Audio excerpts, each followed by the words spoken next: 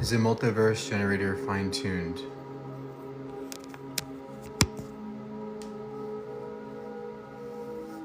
Well, if there's no possibility for it to be any other way, then no. You can just say the universe could not have been another way. It just necessarily is this way. And that there are no laws of nature that are tuned. So we can reject fine-tuning entirely. We don't have to grant it.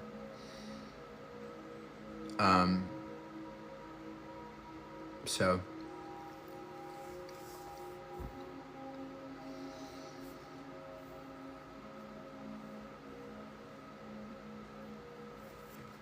that's, a lot of people forget that. They think that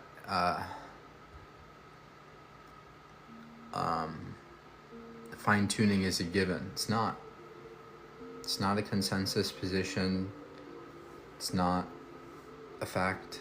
It's not anything.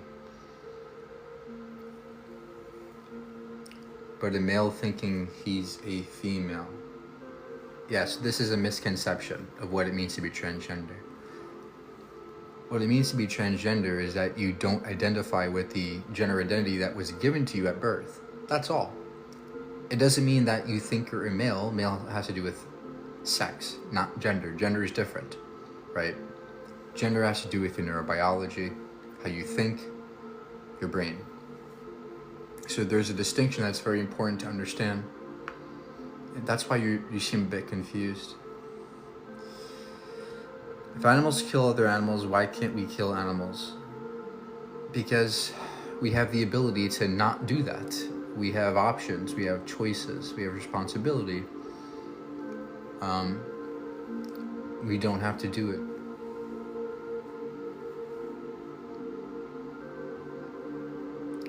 Where do you stand politically?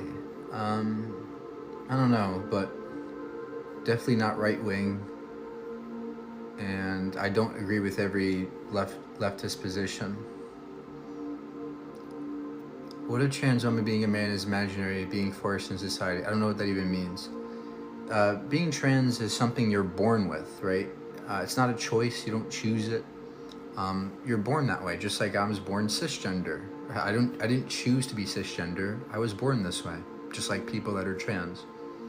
And that's why suggesting that there's something wrong or something crazy is ill-informed.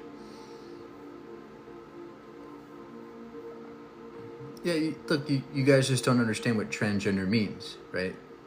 Most people don't. Every time I talk to people, they don't quite understand it. They think it has to do with changing your gender, changing your sex. That has nothing to do with it. And that's why there's so much hatred and ignorance on this topic.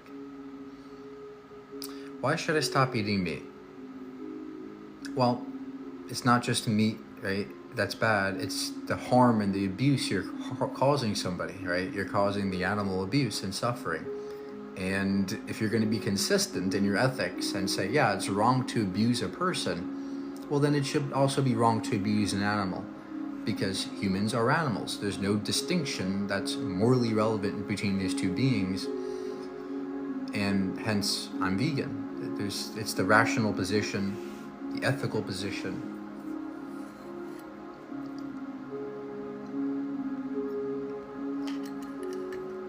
Humans are more sentient. Okay, well, how about a baby, right? Take a newborn baby who's less sentient than a pig or a cow. Should we go ahead and murder babies because they're not as sentient? I think that's a bit crazy, right?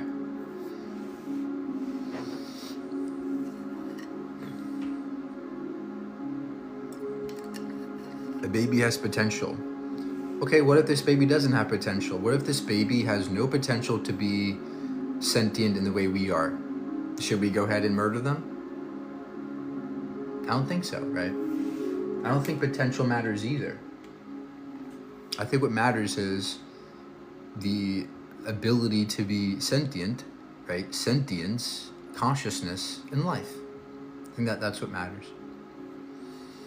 Mike making a pro-life argument. No, pro-life has nothing to do with this, right? Pro-life is not a moral issue. It's a legal issue. And when it comes to abortion, I support the right of my body because it's my body, hence my choice. That's why bodily autonomy is a very important right to maintain. It also is the case that every time we restrict abortion access, more people die, even more babies die. Look at the Texas abortion bans. There's been studies on this showing that even more women have died, more babies have died because of the abortion ban. So the very thing you're supporting is actually antithetical to what you believe in, and it seems contradictory to be pro-life and restrict abortion access. Because look, it doesn't matter my moral stance on it, right? I could think it's bad or wrong or good to get an abortion. That's not the problem. The problem is it a right? And what is entailed by the actions that society does in regards to abortion. And the consequences are not good for pro-lifers.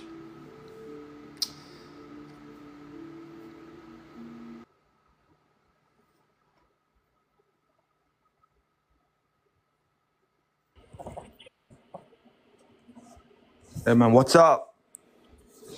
Hey. Veganism is messed up.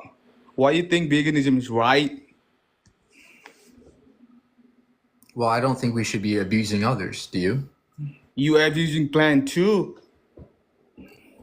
I'm sorry? Yeah, they have feelings. Plants have feelings. Where do they have feelings? They don't have a brain. Yeah, go and search it up on Google. Okay.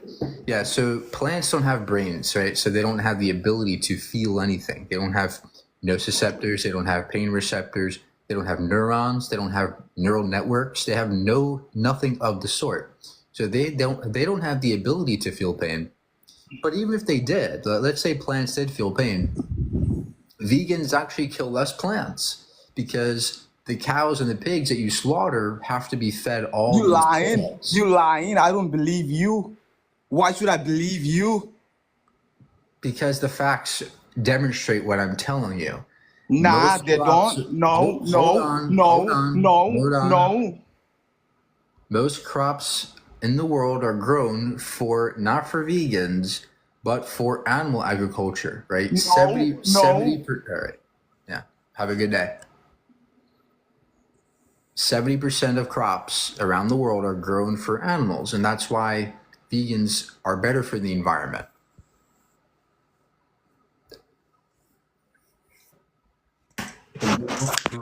Off the light. I can debunk veganism in like 10 seconds, all right?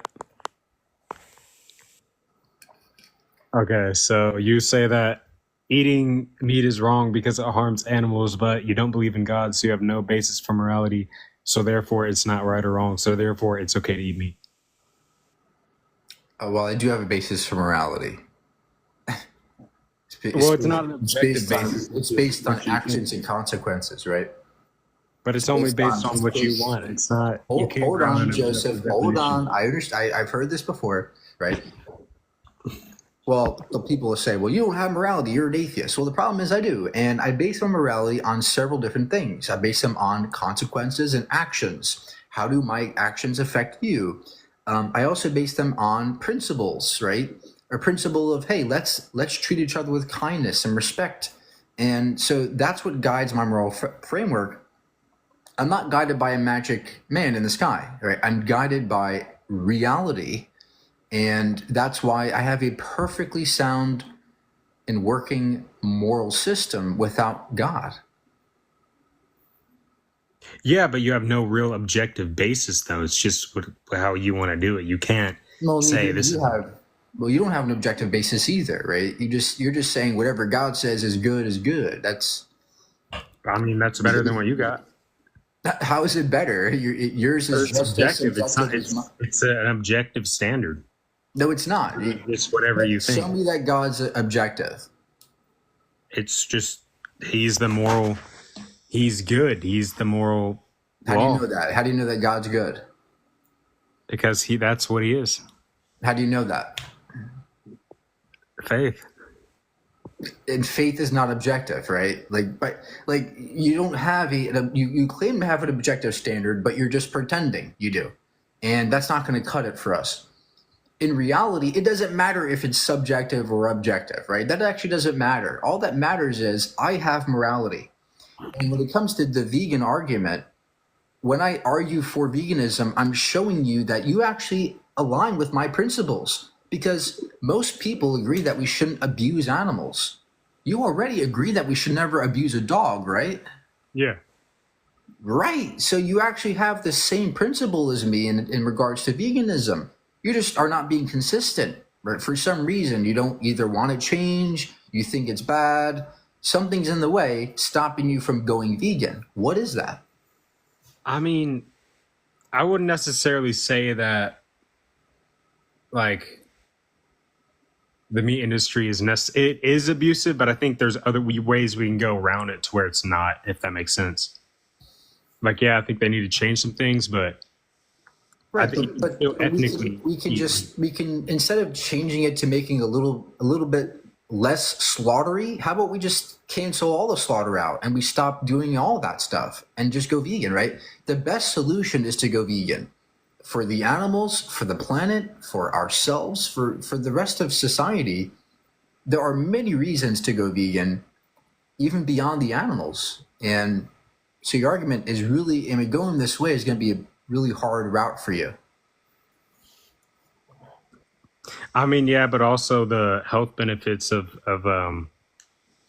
eating meat. Like, obviously, I think there's a lot of like fake meat and shit. Like, obviously, it's meat, but it's kind of bullshit. But like, there's nothing that beats a grass-fed, steak. Like, you can't get that. Until it raises your risk of heart disease and cancer, right? That's Studies like are McDonald's showing. and shit, though. That's not like. No, there's studies show that even red meat, right? Even organic, grass-fed red meat raises your risk of heart disease and cancer. But further than that, I'm not vegan for health, right? I'm vegan for the ethics.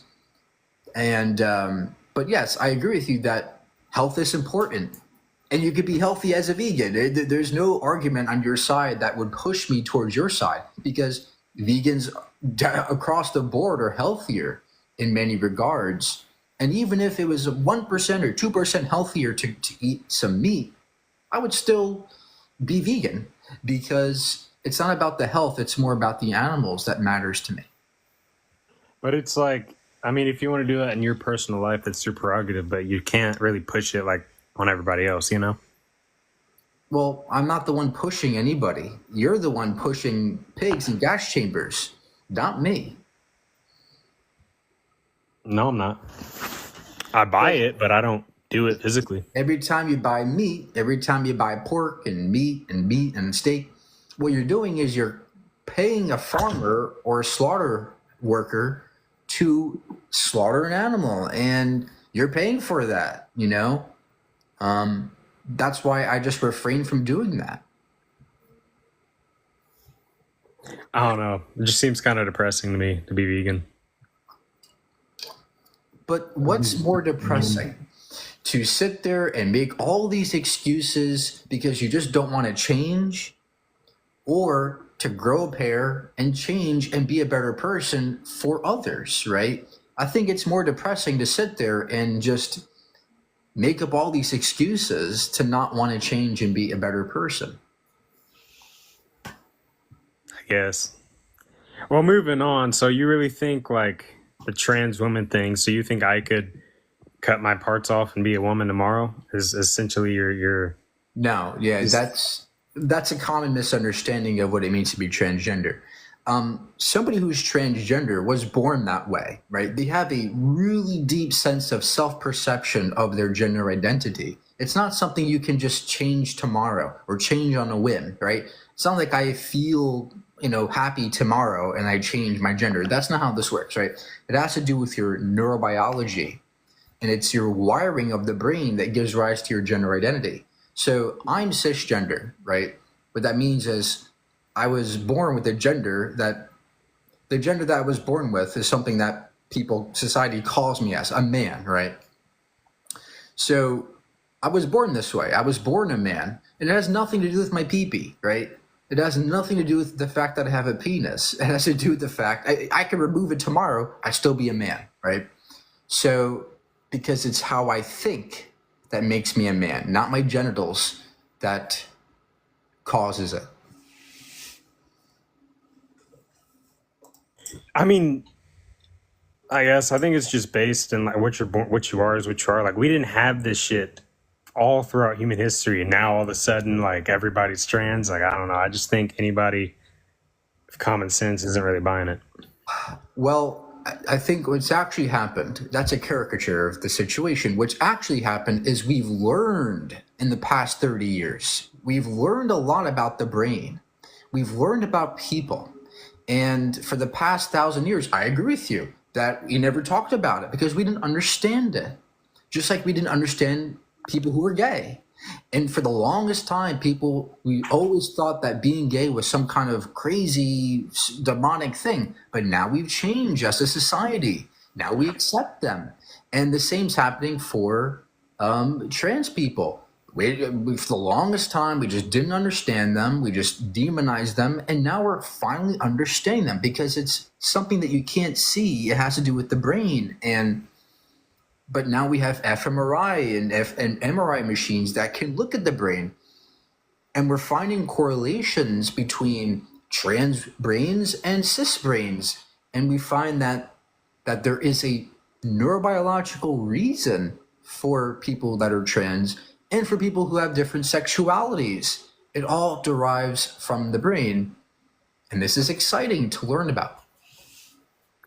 I don't know. I just think that's a bunch of. I don't know. You are what you are. Like you can't. Your gender is your gender. What you're assigned at as birth. That's it, man. I mean, I can't change my race the same way I can't change my gender. It's the same shit. But that's assuming that there is no sex gender distinction, right? You're asserting that sex and gender means your genitals or your chromosomes. Well, in fact, we're That's what it learning is. more and more. Well, yeah, but the problem is we're learning more and more that people's brains are responsible for how they identify and how they perceive themselves in terms of their gender identity. And we're finding all these different conditions that people are born with. And some people might have, we're finding that testosterone can influence the brain and give rise to certain thought patterns that give rise to people being transgender. So the evidence is stacking against you, right? You might have this intuition that there can't be trans people. That's just crazy. But the evidence is stacked against you and it's increasing every day. Just think you're on the wrong foot.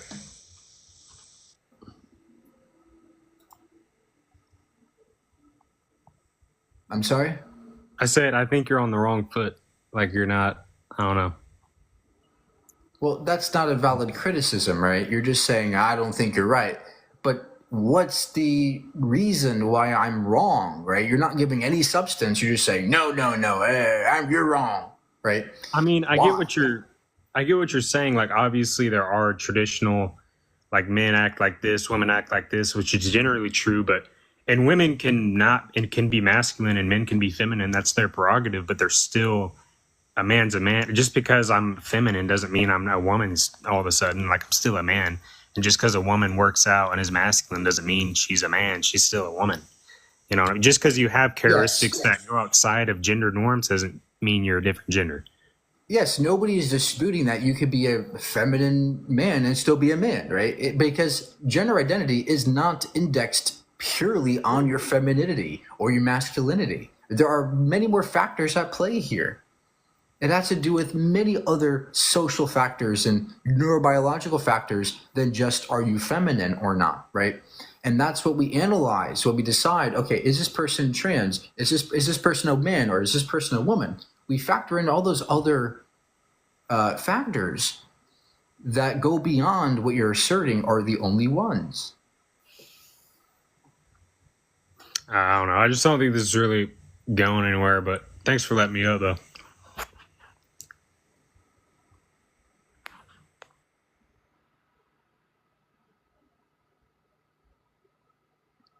Yeah, look,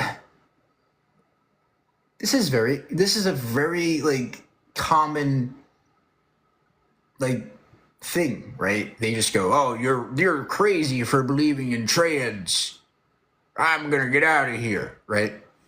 But I'm sorry, but it's not going to work for you in the long term. It might work now because everybody agrees with you. Most people agree, but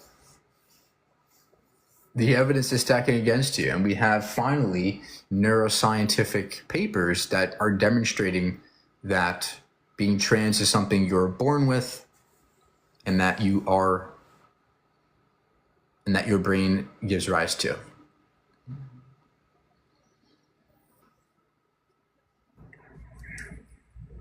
Hey, how's it going? Hey.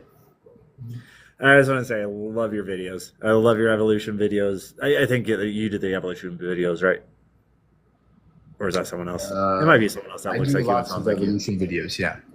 Okay, cool. Yeah, I just want to say I love your videos. Like people like you are the reason I saw the truth about religion. So I appreciate you and keep up the amazing work. I won't take much of your time. Of Thank you. course. Appreciate it. Of course. All right. Some of the comments said you can clearly define someone as a man or a woman due to his biological gender. It's not very easy to define somebody by looking at them. No, it has to do with how you think, right? Again, it's very easy to get in this trap where you think that being a woman has to do with your vagina. It doesn't, right? There's more to it, and we're finding more complexity to this situation. There's far more nuance than people make it out to be. There's psychological nuance, there's behavioral nuance and social nuance and all these factors that the gender critical folks just are denying, disregarding entirely, and that's a sad thing. That's a tragedy. You know, you make no sense whatsoever. You can say that, but you're not actually showing me anything. You're just saying no, no, no. Right? Think about it. Think about the arguments you've heard today against what I'm telling you. The only argument is no, no, no, no. You're wrong. It's only male or female in that area. Think of these arguments against me. They're just shitty. They're just frankly bad. And that's why I'm here.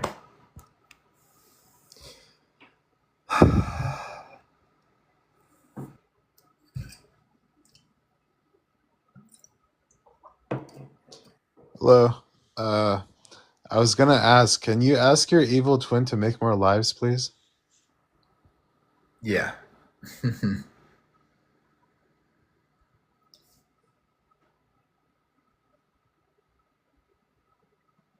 Equals vegans. No God equals more vegans and more trans people. Is that what you're saying?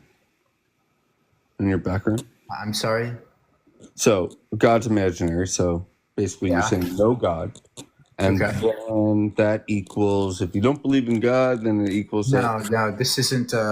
It's not a syllogism. This is. This is basically three different debate topics. But that's your beliefs. Yeah, these are my beliefs. So you don't believe in God, but you believe there should be more vegans, and then trans women are women.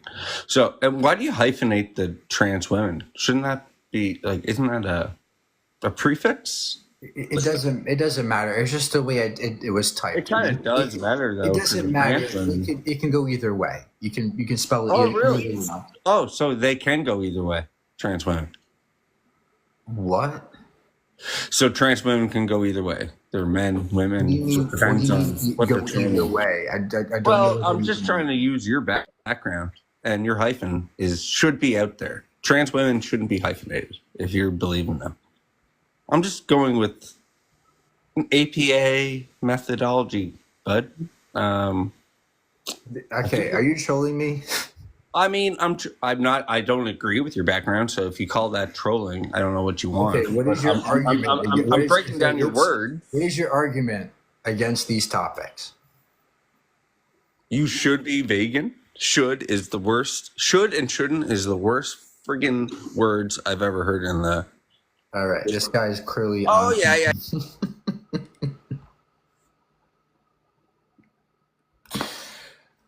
What in the world was that? Okay.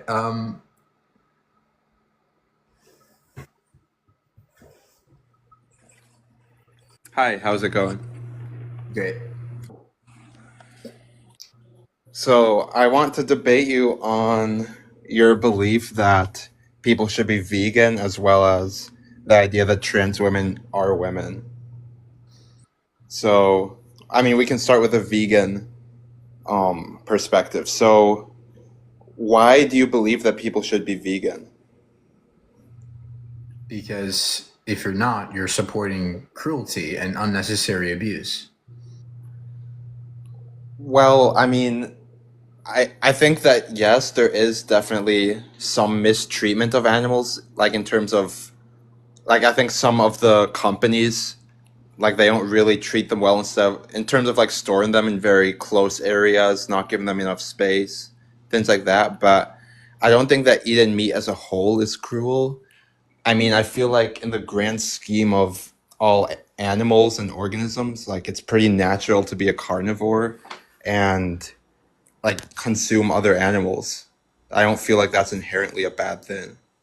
Well, it might be natural to eat other animals, but nature doesn't make it right, right? It's also natural to grape and murder others, right? There's plenty of grape in the animal kingdom, but that doesn't make it good, right? So Well, I mean, yeah. you're stumbling into a naturalistic fallacy here. You got to be careful, because just because something's natural doesn't make it good. I would say no. There's plenty of suffering that we're causing the animals, and there's no justification for it, and that's why I'm vegan. Well, I You mean, can justify it. I understand your viewpoint in terms of, you don't want to harm animals at all. But, and yeah, like, there are natural things that, like, people do that are harmful, I feel like, but we also kind of put humans above other animals in a sense. We value human life much more.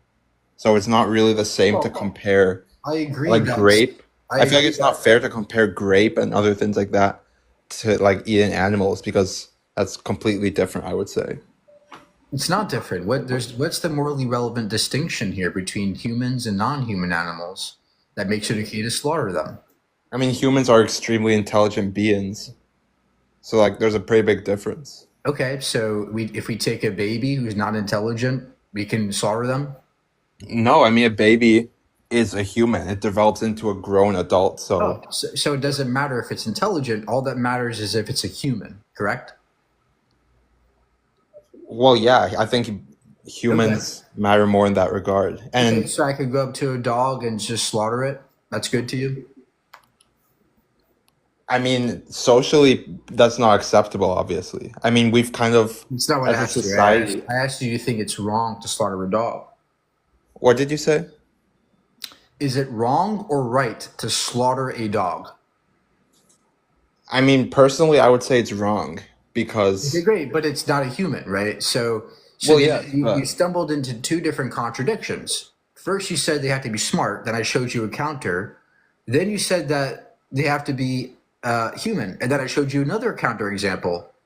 So what? There is no trait. You have yet to show the trait that distinguishes us morally, such that it's okay to slaughter those animals, but not humans. well, I mean, if we're talking about dogs in particular, I feel like dogs are very different in the sense that they have a bond with humans, they serve a lot of purposes, and I feel like they're very different from a lot of other animals that people would normally eat. Okay, so you're saying because dogs have bonds with humans, therefore we shouldn't harm them, correct? Yeah, I would say so. Okay. Do you eat cows? A little bit, not really that Okay, much. because cows can have bonds with us. In fact, almost every animal can have a bond with us, especially cows and pigs and chickens. Okay, but People have all of them as pets. well, yes, but like nowhere near the extent of a dog, I would say. Like that's very different. What do you mean by nowhere near the extent? Give an example of an extent in which cows can never.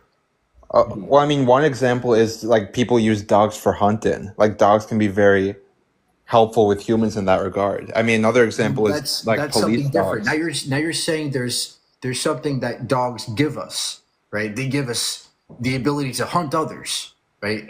That's not what I asked you. I asked you what in terms of bonding. What is the type of bonding that a cow can never do that only a dog can do? Honestly, I don't know. That's a good question. Okay, so let's go back to square one. What is the trait that makes it okay to slaughter cows but not dogs? I mean, dogs serve a lot more purposes, I feel like.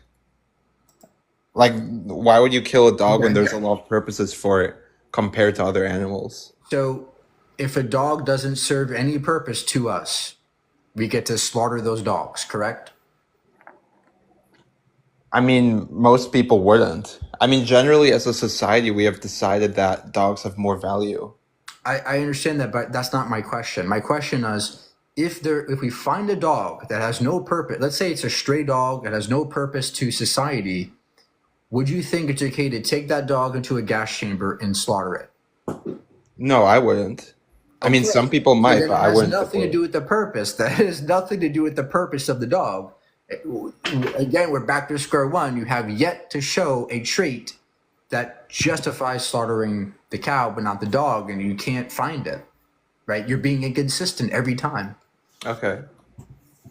And I mean, even if you think that, dogs aren't really different in that regard from other animals, like even if, I mean, obviously you don't support the killing of animals, but like for one, there's a lot of benefits to eating meat. Like even if you think it's wrong, other people like eat meat because of the health benefits for it. Like for example, like if you go to the gym and you want to build muscle, then it's really helpful to eat like animal proteins. Oh, And really? especially if you're a vegan, Yeah, where's your source on that? That eating meat is actually going to help you in terms of being a bodybuilder or getting muscle. well, I mean, meat has a lot of protein. I feel like if you're, So do plants. well, sure, but not nearly as much for the same amount. I They feel like. do. Like for example, lentils, like chickpeas, all kinds of beans, including protein shakes. You can get a protein shake as a vegan. You can have as much protein as you want to. There are vegan bodybuilders. I mean, yes, but like it's much easier to get a lot of meat in, or to get a lot of protein in if you're eating a good amount of meat and other animal products. How is it easier if you can just get a vegan protein shake with more protein than anything else in the world? So why not eat a protein shake and meat as well? Then you get more protein. Well, because you're harming somebody in the sense of the meat, you're harming somebody who didn't have to be harmed, right? That's the problem here. The problem is, hey, look, you're causing cruelty. Why not just not do that, right? That's my concern. I mean, I understand your concern, but like I see a lot of benefits to it. And even if we're not talking about meat, like just meat, there's other animal products too, like milk, eggs, things like that have a lot of benefits. And especially like But dairy look, products like milk. Dairy products like milk are necessary to have strong bones, no, they're not. prevent things They're like. not necessary. That's the common misconception amongst nutritionally illiterate people. Milk How is not so? healthy. Milk is not necessarily healthy for you. How Any so? more than the plant-based milk is. But furthermore,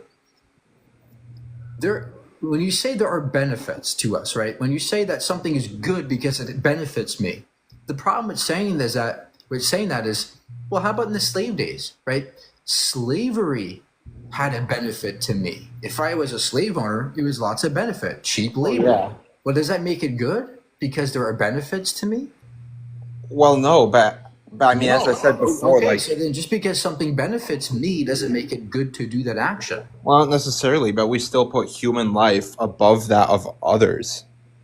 I agree that we put humans above animals in most cases. Yeah. The problem is that's not what matters, because what matters is sufficient value. In other words, although I might say human's life is more valuable than a dog's life still has sufficient value. Same as a cow or a pig. They still have sufficient value, which renders them, in my eyes, not able to be slaughtered. We should not do it because they have sufficient value in their lives. So anything more than what's sufficient is irrelevant. Well, what do you base that value on? What makes you feel that they have a lot of value? Sentience in consciousness in life. That's it? Yeah, that's it. Pretty much that's all. That's all that matters. If they're sentient, if they're conscious, if they're alive. So if there's like a bug on your wall, you wouldn't squash it because it has sentience of sorts? I would do my best to capture it in a cup and throw it outside. And if it's somehow bothering me or trying to harm me, then yes, I would squash the bug. But veganism has nothing to do with being perfect and never harming anything. It has to do with doing what's practicable and minimizing not being perfect. Okay. I mean, I do appreciate your perspectives in this debate. I think I'd like to move on to the next issue of your position on trans women. Okay. So, why do you think that trans women are women? I mean, define woman. Gender identity that aligns with female typical traits.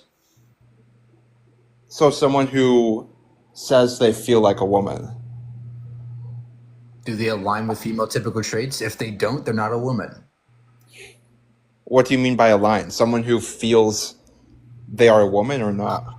Somebody, it's a gender identity, not based on feeling, right? It's based on identity, right? If your identity aligns with something that has to do with female typical traits, behavioral traits, psychological traits, neurobiological traits, social traits, then that renders that being a person a woman. It has nothing to do with feeling on a whim, right? Like I feel happy today. I feel sad today. It's not a feeling. It's a deep sense of perception, self-perception that you don't just feel, right? It's how your brain's wired. Okay, so if we're going off of that argument, what's stopping someone from saying they feel like a dog or feel like a cat or they feel like a different race, for example? That's not possible. You can't feel like a different species. And we're not basing it on feelings. You didn't listen to anything I told you. Oh, I did listen. Okay, so then if you listened, you would know that basing it on feelings is not relevant. It's a straw man. Okay, I mean, what if someone's behavior is like that? Like, what if someone behaves and identifies as being, a different race, a different How do you behave as a different race? That doesn't make any sense. Or let's say a different animal, I mean. Like, why would that mean that someone then gets to claim? Because behavior simplicator is not the only qualifying trait that would render somebody a woman. It would have to do with typical traits of the female sex. Okay, so not like just what? one trait, and there is no one single trait because of the way linguistics works. When we categorize things, there is no one objective thing that is exclusive to only one category and not to another. Well, I mean, what would some examples be of female traits, for example? Behavioral idiosyncrasies, right? The way people behave, femininity, things like this, social cues, social roles. Okay, but what is femininity? If we can't say exactly what a woman... Okay, but what is femininity? If we can't say exactly what a woman even is exactly. Like, what would you say femininity is? It's a particular personality or psychological aspect of a person who's female, who's typically female. Okay, I mean, like, what would that entail? Like, if someone is feminine, how would you describe their It can tell behavior. many things. It can be, having a certain behavior, like I just described them to you, right? Behavioral cues, Like wearing what certain cues? I mean, things, dressing certain ways, vocalizing things certain ways. Those are all indexed to femininity.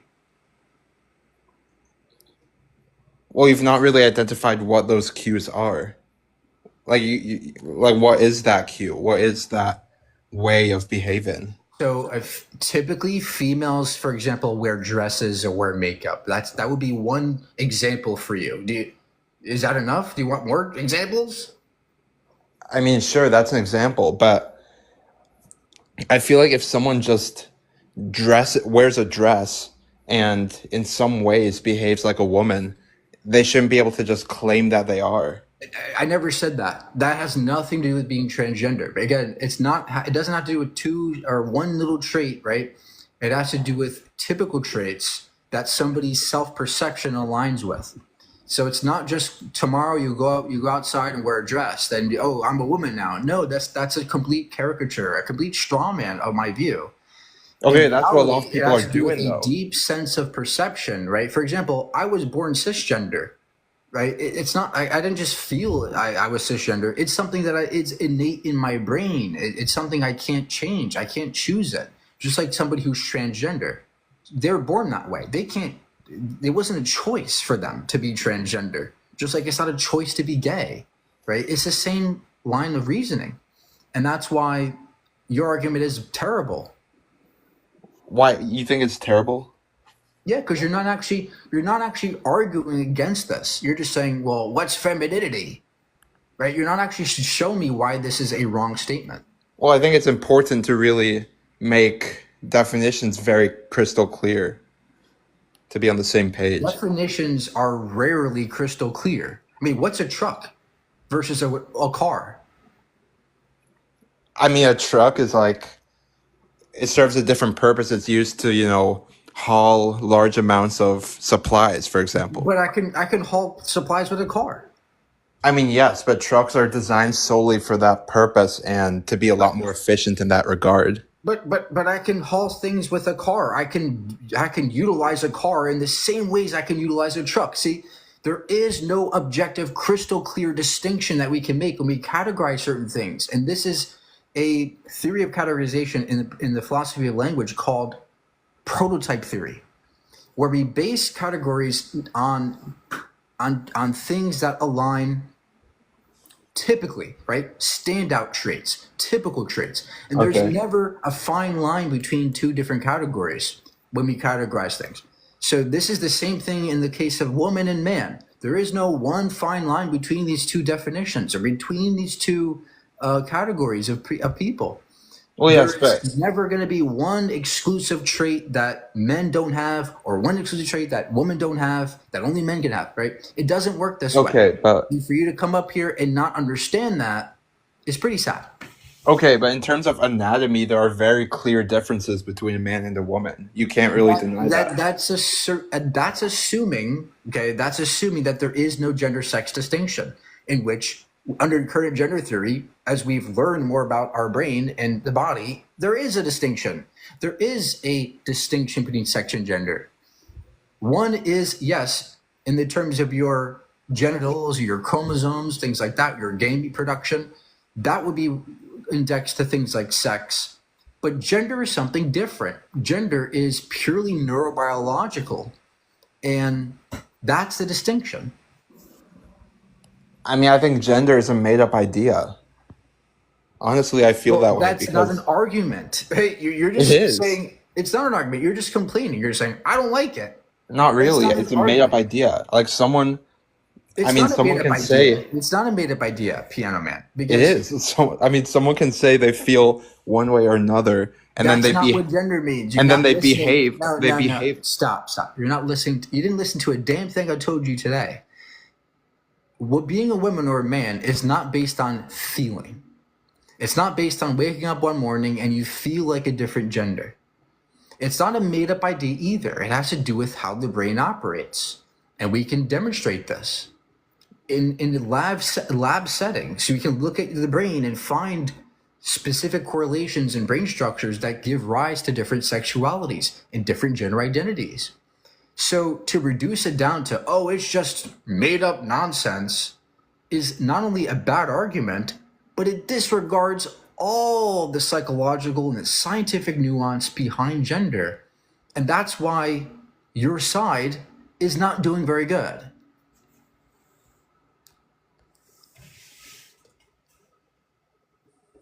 What do you mean my side? The gender critical folks.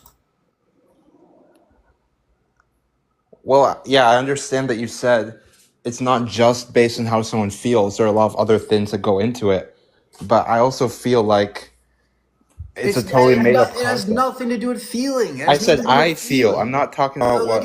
Okay. So what is your argument that demonstrates that this is wrong? My argument is that there's a very clear difference between real men and real women. Someone cannot just say, they. Okay, you're just question begging now, right? All you're doing is assuming your position is correct. Show me that this is wrong. Don't just tell me you're right. Show you that it's wrong. How? I mean, a woman is someone who is born a woman. I'm assuming you think a woman has to do with your genitalia? It does, absolutely. Okay. Same thing with being a man. Okay. So tomorrow, if your mom removes her genitalia from her body, what is your mom's gender now? Well, she was born a woman, so she's still a woman. No. Didn't you just say that it has to do with your genitalia? Yes, Okay. absolutely. So if I remove your mother's genitalia tomorrow, does that make her what gender is she? She's still a woman because that's how she was born. So then it doesn't have to do with your genitalia. It has to do with the fact that you're something else. There's some other factor at play here, not your genitalia, because no matter what your genitalia your mom would have, she would still be a woman to you, right? Well, yes, but genitalia is only one trait of being a woman. Oh, there we go. I didn't say it's the only one. Okay, so what are the other factors? See, you don't even know your own position. I do, absolutely. So what are the other factors that make somebody a woman, and why is that the correct definition? Why does that definition have more utility than my definition, which encapsulates far more of the nuance that yours can't? I mean, for example, hormones, chromosomes, those are very important considerations. Someone who is born XY is a man. Someone who is born a man naturally has higher levels of testosterone. So you're saying that's another feature of men. Okay, so you're saying it has to do with your chromosomes, XY, right? XY that's means one man, part of it. XX means a woman, correct? Yeah, that's part of it. Okay. So 1,000 years ago, when nobody knew a damn thing about chromosomes, how the fuck were they telling you? How the fuck did they know if you're a man or a woman? If they didn't know what chromosomes were? Because you can see a very clear difference. Where's the difference? If you can't see chromosomes 1,000 years ago, how the fuck do you know if you're a man or a woman? Well, one example is that women generally give birth. That's another example. Now we're going back to your reproductive system. We're going back to your reproductive system. That's one example tomorrow, of it. If I render your mom infertile, unable to have children, does that make her a different gender? No, because so then it doesn't have to do with your ability to be pregnant. No. It doesn't have to do with giving birth. So then, what is the factor that makes somebody a woman? No, you're kind of twisting what I'm saying. Someone who is a woman would normally give birth. If an individual happens to have issues for one or the other reason and can't give birth, it doesn't change their gender. They are still. Okay, so then gender has nothing to do with your ability. It's not indexed on your ability to give birth. There's other factors at play. No, it does, because generally speaking. Then how is it the case that somebody who doesn't give birth, like an infertile woman, how is it the case that she's still a woman if it has nothing to do with her ability to be pregnant or give birth?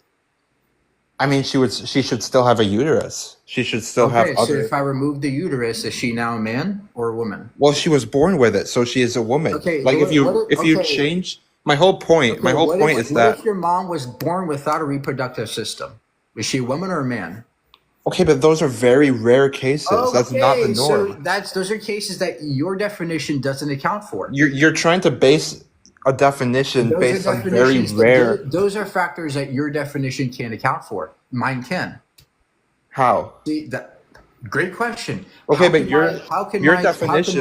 how can the current gender theory definition of woman encapsulate this? Well, because it has nothing to do a damn thing about your reproductive system. It Well, has the problem nothing to is do with your reproductive your system. It has to do definition. with your ability to think and perceive yourself as a woman. Your And definition. that has something to do with not your genitalia, not your ability to give birth, not your chromosomes, not your gamete production, but your perception.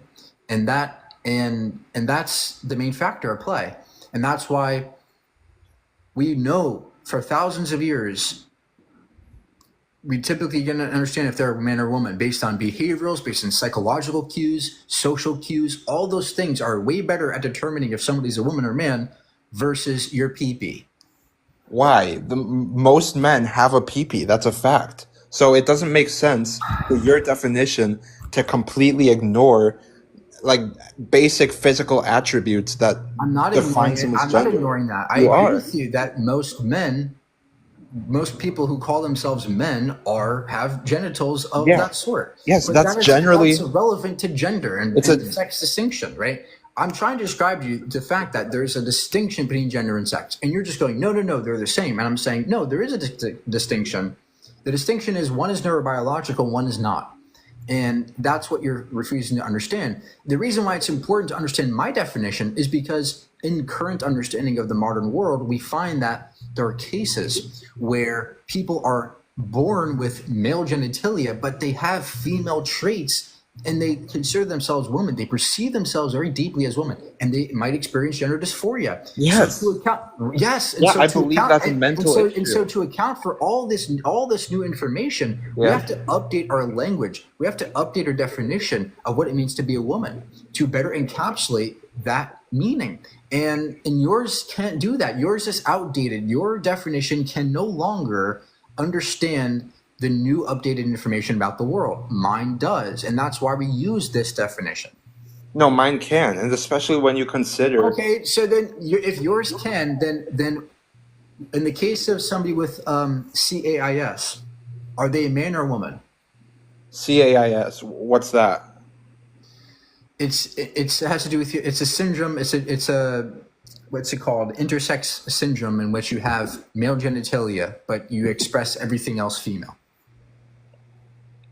You mean like someone You in have their XY mind? chromosomes. You have XY chromosomes, but you Okay. don't have. I'm sorry. You have XY chromosomes, but you have a genitalia that of a female. Okay, those are very rare cases, though. No, We should. but what is Can I that person? finish? But what is that person who looks like Selena Gomez, but has XY chromosomes? Well, that person can be intersex, but you shouldn't then say that that But what person. gender are they? But what gender are they? See, you can't tell. You don't. You can't do it. You can't define them in a gender because your definition of gender doesn't allow it. Mine does. Okay, but these are also extremely rare cases, and you're using I those. understand, Can but I that's please irrelevant. finish? That's irrelevant. What's I relevant finish? is your definition is bad. Mine is better. It has more utility. Okay, can I please finish? I'm saying, yeah, these are extremely rare cases, and you're using those cases to justify completely changing the idea of what a gender should be. Like you're basing it off of. Nobody's changing what it means to be gender, right? What we're saying is our language was wrong in the past. Our language didn't work very well, right? Now we're changing the language because it better fits the data. That's what's happening, right? We're not changing what it means to be a woman, right? A lot of people say this. Oh, you're changing what it means to be a woman. No, Well, we're to not. an extent, we No, are. we're not. We're not changing what it means to be a woman. What we're changing is the language we use, because just in everything else, like we do in science, we have to update our language to better encapsulate what we're discovering. And the same applies to gender.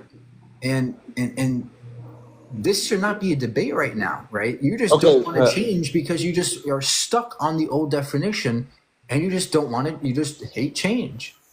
Okay, and saying that we are not changing what it means to be a woman is completely false. I mean, our society has completely shifted in a lot of regards. I mean, we are now allowing biological males to go into women's restrooms, to compete in women's sports, to go into all these spaces that were traditionally reserved only But for how women. is that changing anything about what it means to be a woman? It's not changing a damn thing.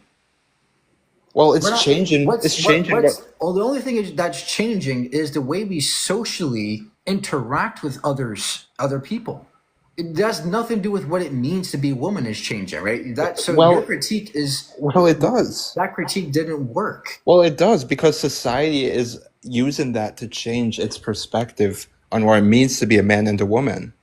No, we're not changing what it means to be a man or woman. We're changing the language we're using. That's all. So allowing someone born with a male who has male genitalia, who has higher levels of testosterone to compete in That's a women's separate sports. question. That's a completely No, different not question. really. That's It's completely irrelevant. related. It's How is it related when it has nothing to do with the topic?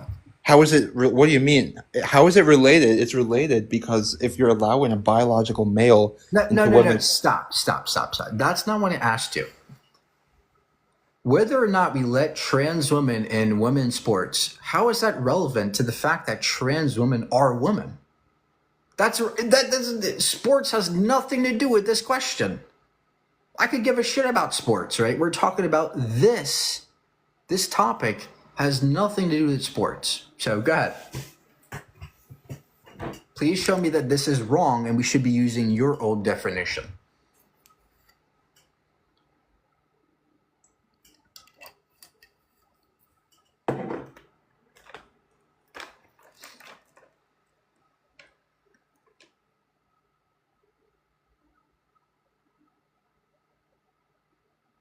You're muted. yeah, I was saying that sure, sports doesn't necessarily have to do with the direct definition in every regard, but There you also go. Okay, great. Thanks for conceding. it does show Now it what does is your show argument against me? it shows that society has changed its definition, I think, in a negative way. That's your opinion. You're not. Look, this entire debate, all you've done is stated your opinions, which is fine. Not really. You're not giving an argument, right? You're just saying it's bad, it's bad, it's bad. They're letting men and women sports. But you're not showing me that this is incorrect. And you're also not showing me that it's always bad in every case to have to let trans people, trans women in women's sports, or trans men in men's sports. You haven't shown any of that sort. You're just saying it's bad, it's bad, it's bad. I've shown you. I'm going to be critical without giving any actual supporting data. I've shown you that's incorrect by explaining how male and female biology differs, and you've not accepted that. I understand. I agree with you that male and female biology differs in the case of sex, but it doesn't differ in the case of gender, because gender is different than sex, and you just don't want to understand that for some reason. You just don't want to understand that. It's a totally invented concept. It has no bearing It's in not an reality. inventive concept, sir. It Gender is, has to do with how absolutely. your brain operates. Look, It gender has zero has to- bearing in reality. It does. It's called your brain, right? So we're finding out there are brain phenotypes. There are certain wirings in the brain that give rise to your gender identity. Did you know that? Not necessarily. I mean, please explain. Okay. So look, you got to do your research on this. Go learn the fact that brain structures like the hypothalamus, right, the prefrontal cortex, the amygdala, these faculties in the brain can give rise to gender identities, and we're finding correlations between cis women and trans women. We're finding we're finding patterns between their brains. And we're finding that there are brain phenotypes that are in alignment with the gender identity of that person who has them. So we're finding all this data out that you're just disregarding and you're not understanding. And that's the problem here.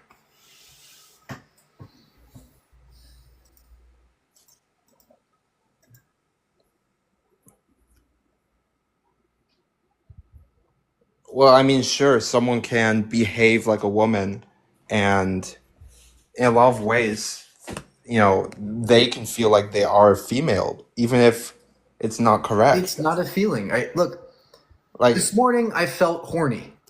Sure. That has nothing to do with the fact that I perceived myself as a man. A It does. feeling, no. Feeling is not a perception. When a feeling is not the same thing as a perception. So the way I perceive myself in a deep sense is something that my brain is wired to do. It's not as trivial as a feeling that happens on a whim, on a morning, on a day, right? On a day-to-day basis. It has to do with your brain wiring. It's a bit deeper than just surface level feelings. So you're reducing being transgender to something that is a pure feeling, a surface level feeling. That's a complete caricature of what it means to be transgender, and it's a self-perception that is far more deeper than that. Okay, but if we're using your argument, what's stopping someone from saying they perceive themselves to be a dog or a cat or a horse? Like, what's stopping someone from saying that? Because you can't, because that would be impossible, physically impossible. You can't perceive yourself to be a cat. How do you know? Because a cat has a different brain phenotype. So what? So as a woman, You couldn't possibly think like a cat because you don't have a cat brain. You have a human brain.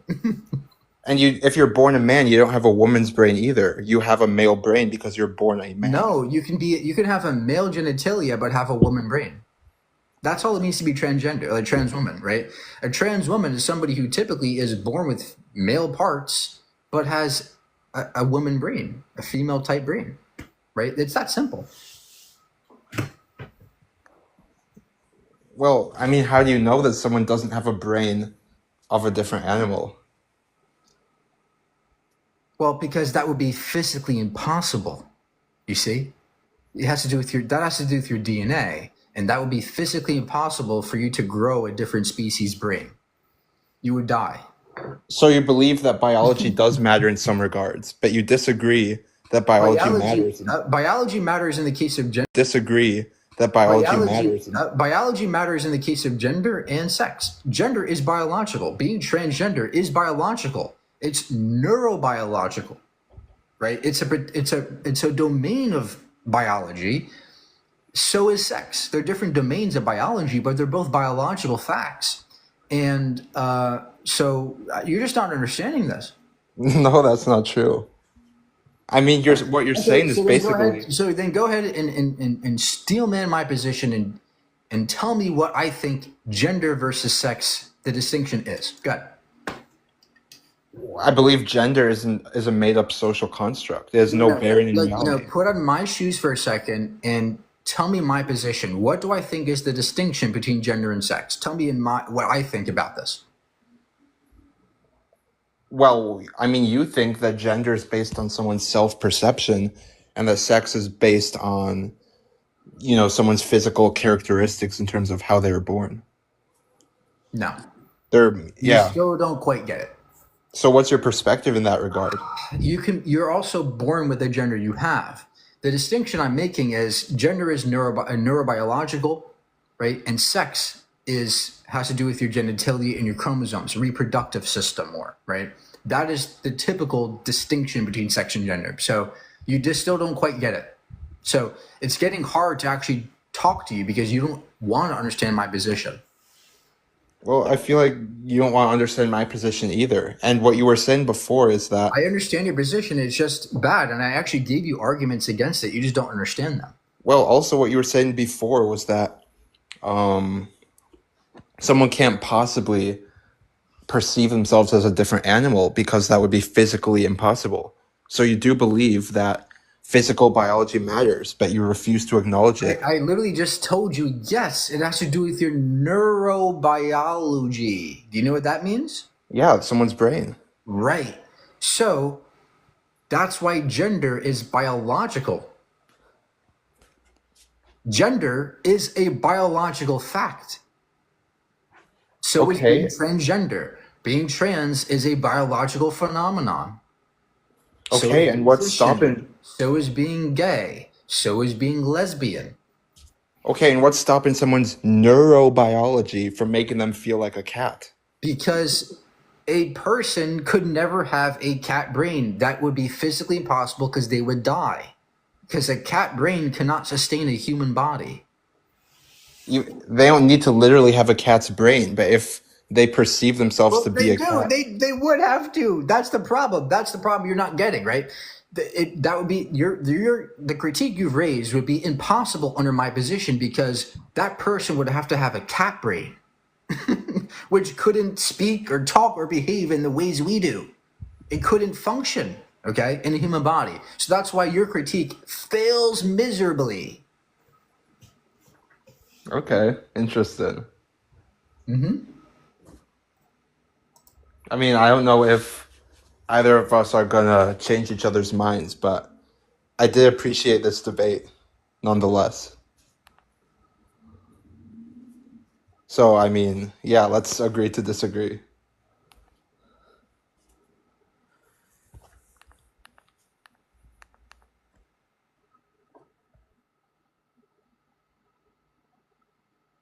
There he goes.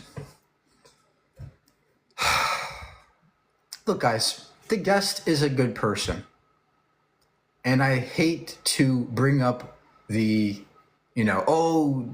gender critical people are so bad, they're evil. No, I don't agree with that either. They're misinformed, though, okay?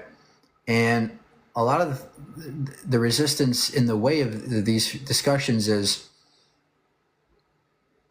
they don't want to inform themselves because they're stuck in their ways, right? They're experiencing cognitive dissonance. They don't want to be wrong, and that's understandable. But you guys got to do the research. That's all I ask you to do. Look at the neuroscience. Look at the research. Look at the science on this. Look at gender theory. Look and learn and read, and you'll be better able to have these discussions, because that was fairly sad.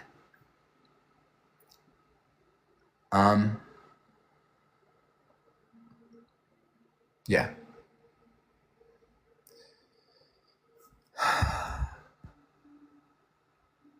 I want to talk more about the God thing. I really wanted to talk about the God thing today. So let me have a couple more debates about the God thing.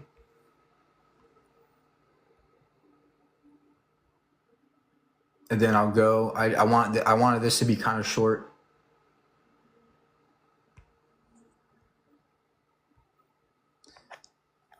But thank you all for watching. I thought you were in prison. No, I'm not. Yeah, so the topic right now is going to be God's imaginary. Come up if you believe in God and you have good reason for it.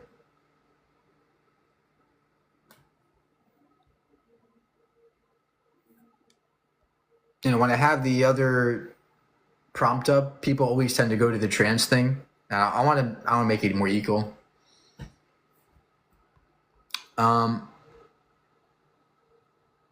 Yeah, Bridget, I just changed it.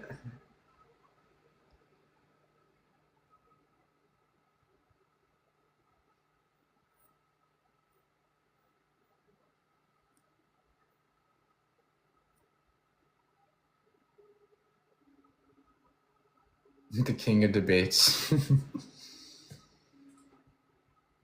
Well, I agree with you there. Hello?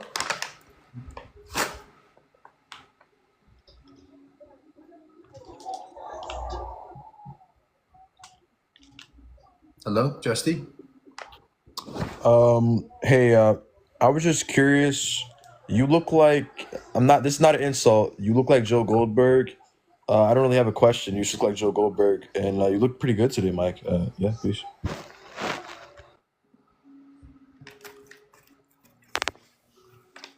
Hello? Hello. Hey, how are you? Good about you. Great. All right, you said God's imaginary. Mm-hmm. So in what way, how's he imaginary? Well, if you think that God is good, I can look at a lot of bad shit in the world, and if God made this, he's probably not a good guy. So, I mean, there's a contradiction there, right?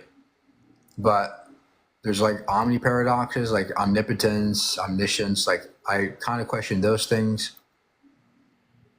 There's also biblical reasons to not believe, like the Bible's mostly wrong. All right, let's first start off with step one. You said there. So you're saying like there's so much evil and like you thought you created that. Yeah. Okay. So why do you think he created evil? I don't know. He must be a bad guy, a bad god. Okay. So when somebody steals somebody's purse, does that mean like God let that happen? Probably. But are you how old are you? 18, What year were you born? 2002.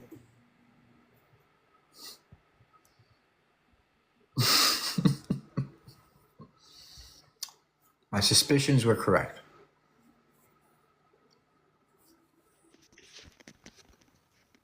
Hi, how you doing? Hi. Okay. Can you hear me? Yeah. Okay. I think first we have to see, are we talking about biblical God or Hebrew God? But I think, or are we talking more, even a broader sense of God? Because, there's some philosophers, there's like Descartes, there's Spinoza, where I'm not going to talk about the biblical God because, there are, people can have a lot of confusion with that. But in terms of the source that created everything, I think they necessarily has to be a God. Everything that we know that exists right now was created from something else. There was a cause of something. So our phones, someone thought of the idea, someone created it. Mountains, the geology, that was a cause of all of that, heat, melting the magma, cooling down and becomes rock.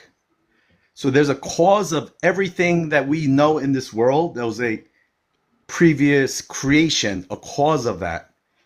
So like the constitutional founding fathers, they didn't think God was this person that Okay. decided someone's fate, Okay. But created evil I or understand. good, but Right, but I understand that. But the problem is that if you're going to say that everything has a cause, a prior cause to it, well, then I can just yes. I can just say like, what caused God? You know, like who caused God? Yeah, so that would be God. So in a way, it's this concept that we can't fully understand. I think God is at a much Wait, is so a, is a much you different think God dimension caused from what we himself? can understand. Do you think God caused himself? God necessarily could, yes, because I think what happens is it all starts. But how did he? That seems like a paradox. How did he cause himself first if he wasn't there yet to cause himself? Yeah, so there has to be some initial start, and that's where God is. So it's beyond just biblical or Islamic God or Hinduism. There's has to be that initial source, but I don't think that initial source is emotional or say thou shalt not do this or that. There has to be an initial start of Okay, so something. I understand what you're saying. You're saying that there has to be a source, an ultimate source for everything, and I might Yes. even agree with you. Some atheists might even agree with you in there. The Hmm. problem is that you're asserting it's a god, and I can just assert equally that it's some kind of quantum field or something, right? Like it doesn't have to be a god. That's the source of everything, right? Yeah, I mean, you could call it even like a closed system, like let's say the entirety of the universe. Right, Within the universe, we could have something turns into ice and water and then right, vapor. right. The But universe can be the cyclical, right? So look, we don't Right. need a god for this. I mean, if you want to call God the universe, fine, but that's not going to be interesting for me. but I think also God is something by human nature we can't prove. There's by definition, I think God, there's always an element of faith. If it's something that we can 100% prove, it would be science. All right. So then There's why do you nothing that we can believe? So then 100% why do you prove. believe in God if you can't demonstrate it, if you have no reason to think it's there, and we can just reject it? Right. So it's like this argument is there air? Can you see it? Can you taste it? Well, You we can't. can't see it with our naked eye, but we can see the effects of it by looking at its pressure, We can look at it. We can measure its density. We can measure wind. We can measure wind in ways that we can see it indirectly. So yeah, we can't see it with our naked eye, but that's not the only way we measure things. Yes. So part of it is something that is the root cause of everything. But there always will be, by the word God definition, but I think there's a big element of faith. But So look, I'm not you know, interested we in can't having prove faith. any, you know. I What was that? understand that, but I'm not interested in having faith in something. I want to know, right? I want to really know what's happening. And Okay. having faith is fine, is cute, but it's not interesting for me. And Okay. But if yeah, the that's what question argument is, I'm just what's gonna go. something that we can say we know absolutely true? I mean, there's a Descartes says, we know that we think. The fact that we have an idea that we're thinking, we I think, know the therefore I fact that am. we have Yeah. that idea of it, it exists. I That's why he think, has a therefore I am. phrase. That's what he I said. think, therefore I am. But what else in life that we know is 100% true? There's very few things that we can 100% prove.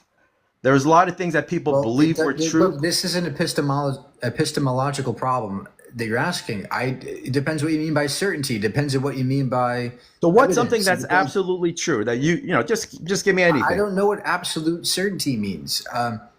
More than certainty, there are things that I'm very certain of. I'm Okay. I'm maximally certain that tomorrow the sun is going to rise. I'm maximally certain that I will wake up tomorrow morning. I'm maximally certain. You can't say that. That's not it. So you said God is imaginary. So the opposite of imaginary is imaginary. It is possible that something might happen, and maybe in your sleep, you know, you fell ill and you didn't wake that's why I up said tomorrow. I'm maximally certain. I'm not absolutely certain. I'm maximally certain that I'm going to be fine tomorrow morning. Right, I'm but that's not maximally certain 100% that the sun's certainty. going to You're rise. looking for something that's 100% certain, but there's a risk. You know, I don't- meteor might fall on your house look, there are this night, different- and you might not wake up. Look, there are different types of truths. One truth is synthetic. This entails things like, you know, empirical questions, like, you know, is the sun there? What kind of species is this? But then there's other truths called analytical truths, which deal with definitional statements. Like, for example, 1 + 1 is 2. That's something that I can a priori get to without, you know, without looking at a microscope, right? But even know 1 this + with 1 equals 100%. 2. Hold on. I can know with 100% certainty that 1 + 1 is 2 in the given mathematical framework I'm using, right? So there are some statements that we can get to with 100% certainty, but certain synthetic truths may not be that way. So that's irrelevant whether or not we have 100% certainty, because in the case of the sun, yeah, you're right. It's possible that tomorrow the sun explodes, but it's very unlikely, right? So we deal with, in the case of synthetics, we typically deal with likelihoods, probabilities. That's the epistemological framework we typically use, perhaps a Bayesian methods. So we don't always use 100% certainty when it comes to those things.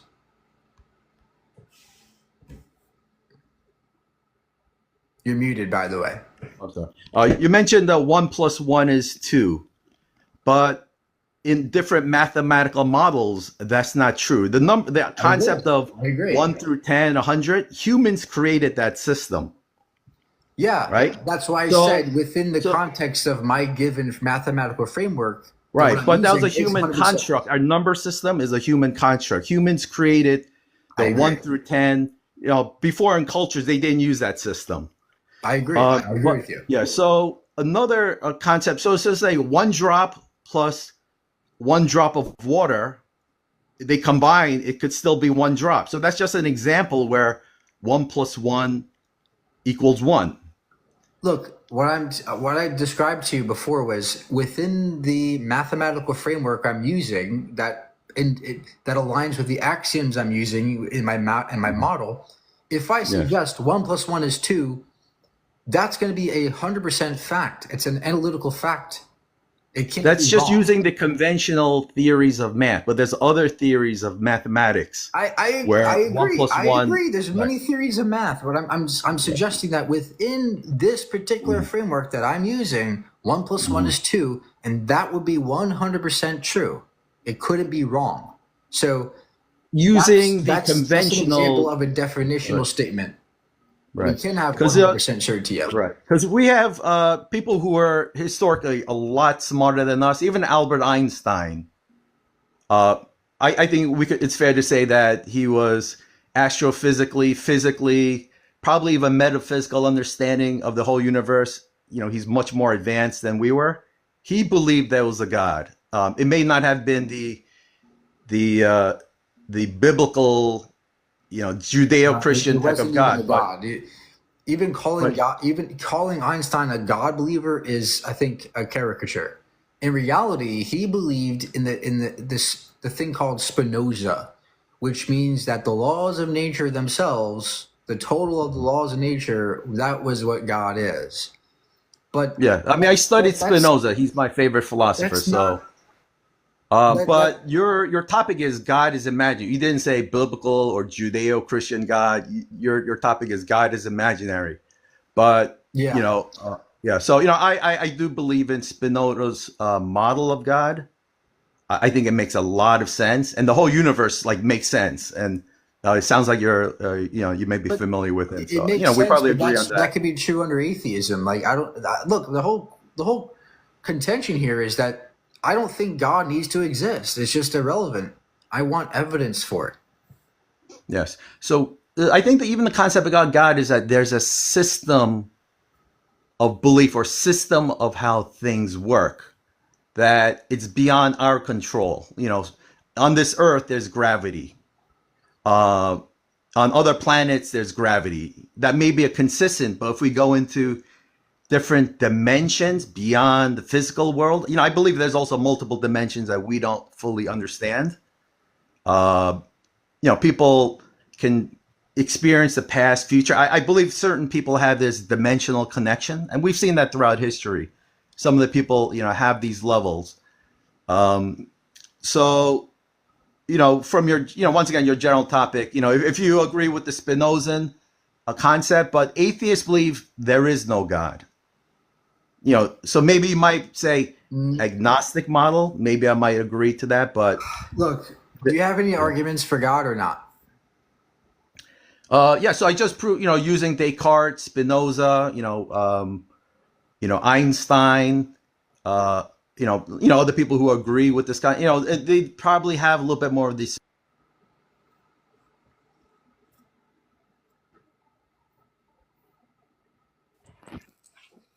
Hello. What's up? Hey, how old are you? I'm 19. All right. Yeah, I mean, I was just wondering why you're debating if God is imaginary. Because it's fun. All right, yeah. I guess I understand. No, because I see a lot of people debating it, and I feel like if you convince someone to become an atheist, I feel like you're not even doing that much good. Because I feel like it's for people's mental health, I feel like it's better to be a believer. You know what I mean?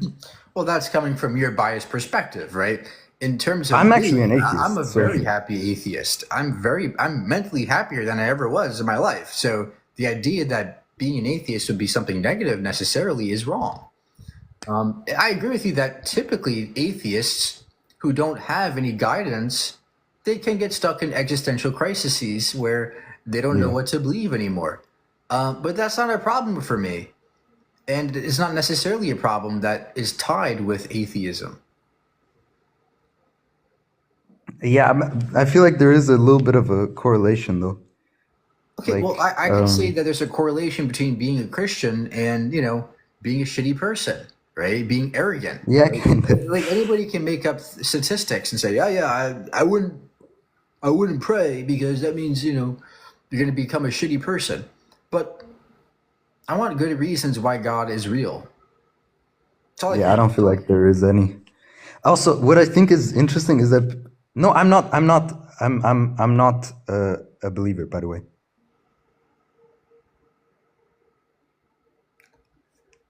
I just wanted to All come right. up here What's your? to. That's all.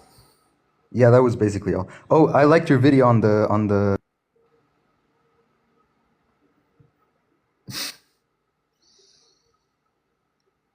What's good? Here, let's start it like this.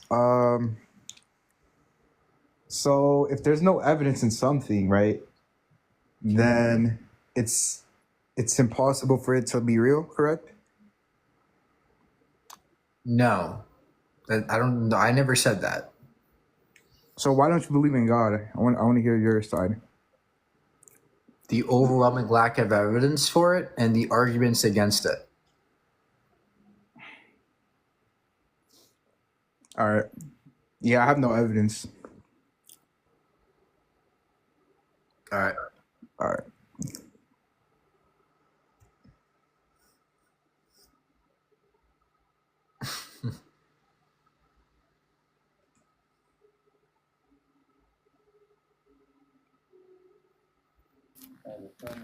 Hello? Hey, bro. Okay. God is imaginary. Mm-hmm. Yep. I'm from Scotland, brother.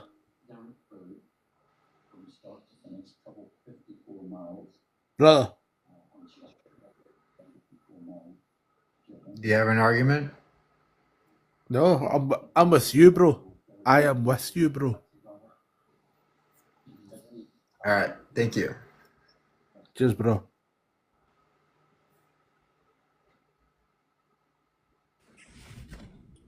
Hey, Mike. I had a quick question. This ain't about the topic. I just wanted to know if you think vegetarianism is bad, or would you say that it's the same as veganism? No.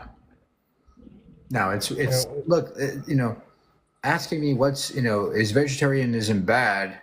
That's like asking, well, is it bad to murder 5 people instead of 10?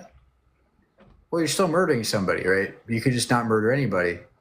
And when it comes to vegetarianism, you're implicitly harming, causing the abuse and cruelty of many other beings that you don't understand, you don't see. Chickens and hens that lay eggs have to lay hundreds and hundreds of eggs. You get deficiencies, they get all kinds of diseases. Milk cows have to be forced bred to produce milk in their bodies. It's a very torturous process that you're contributing to. I see. Yeah, that's what I wanted. I wanted to see your thoughts on that because at the moment I am a vegetarian, and I was trying to see what the argument was to let go of vegetarianism and become vegan. I didn't know that Yeah. animals like still suffered. I thought like they lived on the farm forever, but I didn't know they were getting killed as well. Well, yeah. Look up. I never seen it, but look. A lot of people say it's good. Dairy is scary, or something. It's called, or Dominion. Look up those documentaries where they show you what happens on these farms in the dairy industry, behind the scenes. But yeah, look at the practices. Learn about how cows are raised and how the milk happens. It's not fun. It's not a good experience for the poor animals. Okay, I'll definitely look into that. I appreciate your insight. No problem. Have a good Thank one. you. Thank you for listening and trying and actually being considerate. That's a huge virtue. Oh, absolutely. Well, thank you. No problem.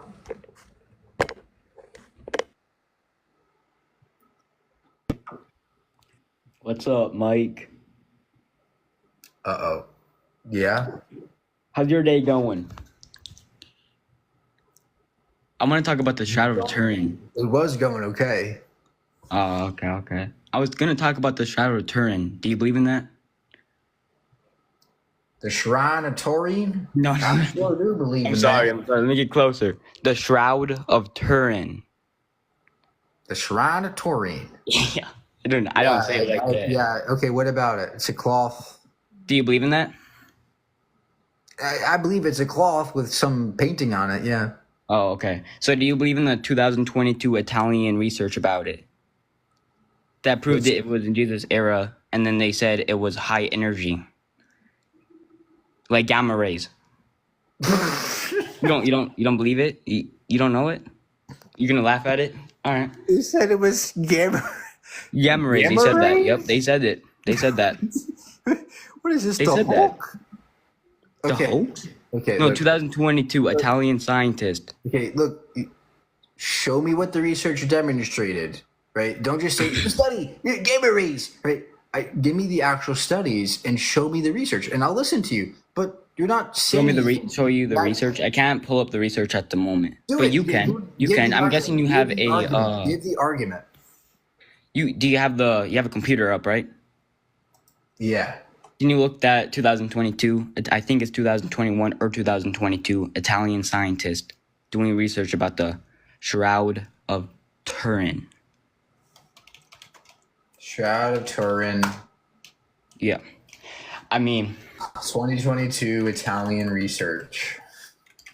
mm-hmm. Try to put gamma rays. You can do that. You can do one of the theories. They say they think it's most likely gamma rays. That's what I saw.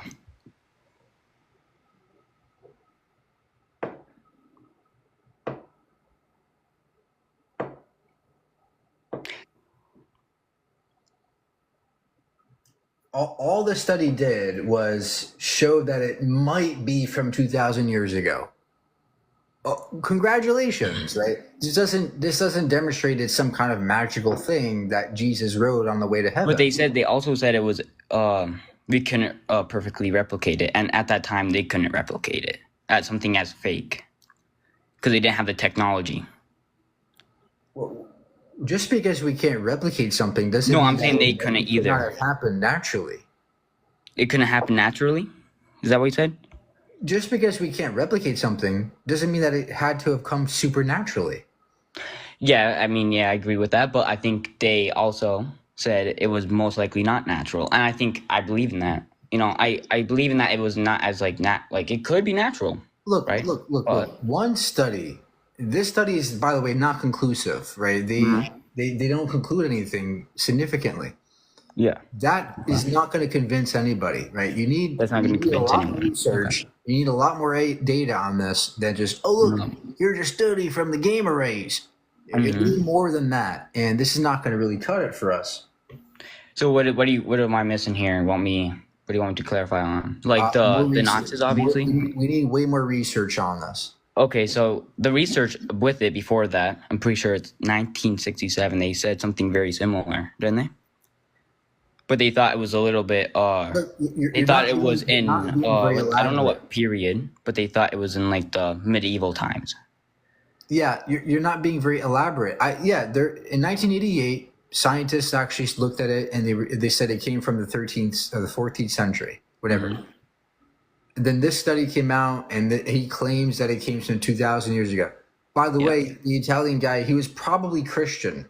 So there was probably bias there. There was also unbiased scientists that didn't believe in Christianity. Well, not even just Christianity, just not religious at all. But what do they really conclude here, right? There is no work really being done here on this issue. It's more confusion. We're still left. How was there no work on it when multiple scientists went into it? Did carbon footprint dating with better technology? And they look. Even if I agree and agree with you that this was from Jesus's time, this doesn't mean anything. It doesn't tell us that it's something magical or that Jesus was a god. This is not good evidence of anything.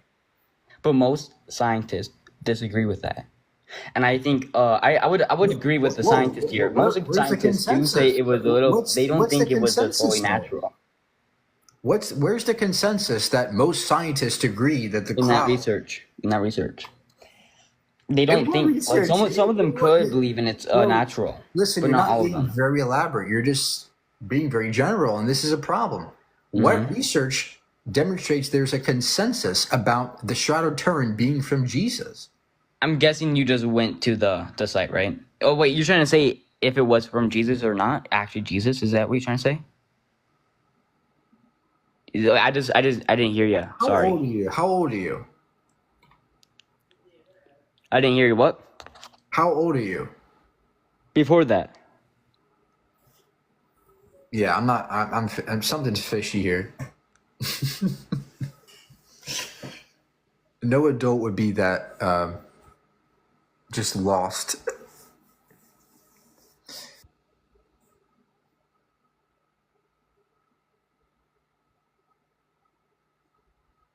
Yeah, I'm getting tired anyway.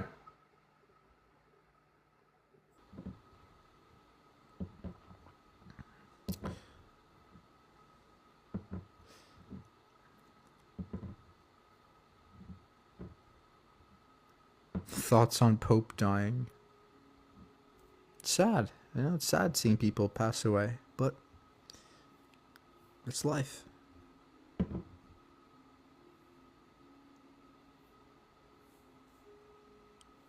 Silent A live. Well, look, I'm a millennial, okay? I don't need to be stimulated every 2 seconds. I enjoy my silent peace, okay, without consuming content. So we need to go back to that time. We're so overstimulated right now. We're so over.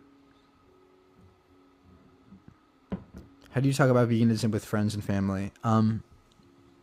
Well, I don't. I just, if they ask me, I'll talk about it, but I don't bring it up necessarily. Like, I'm not gonna change my family, you know. I'm not gonna make it worse.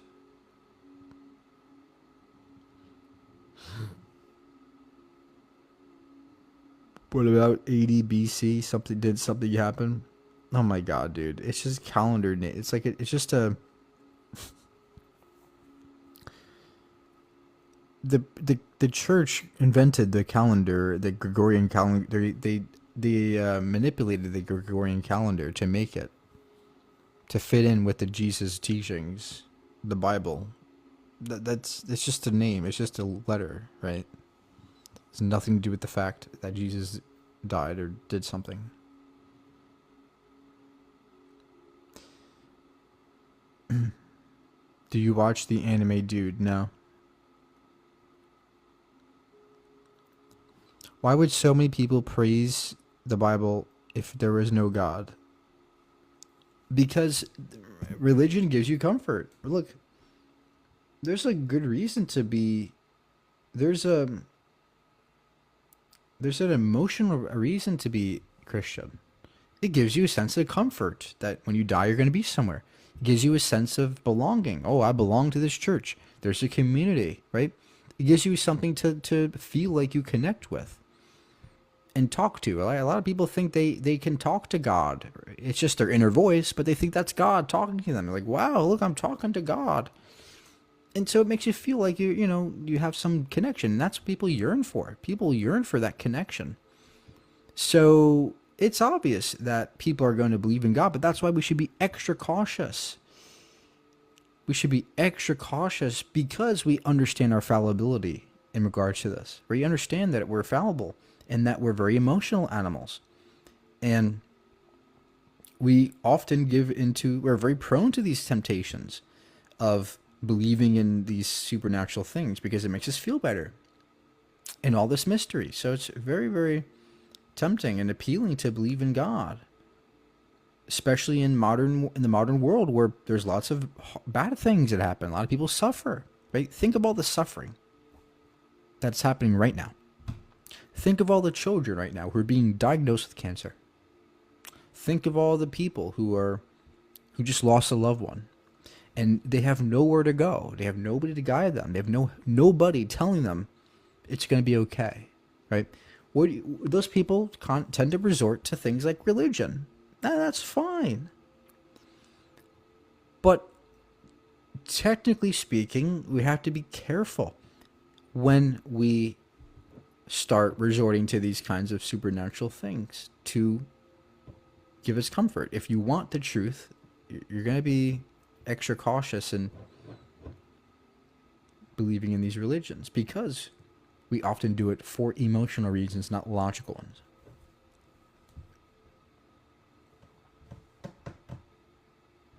Why is there something instead of nothing?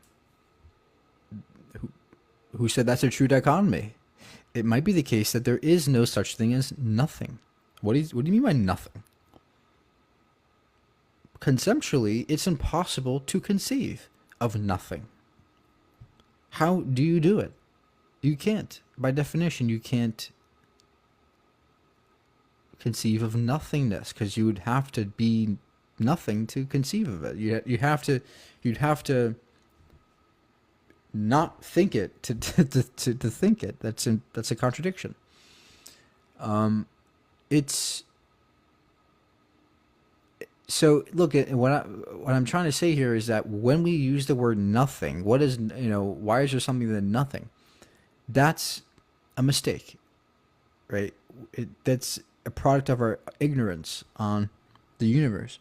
Maybe the universe could only be there. There's no other way it could be. Maybe there's only something and that's the only way it could be. There's no alternative. So it might be a false dichotomy to suggest that there's another alternative.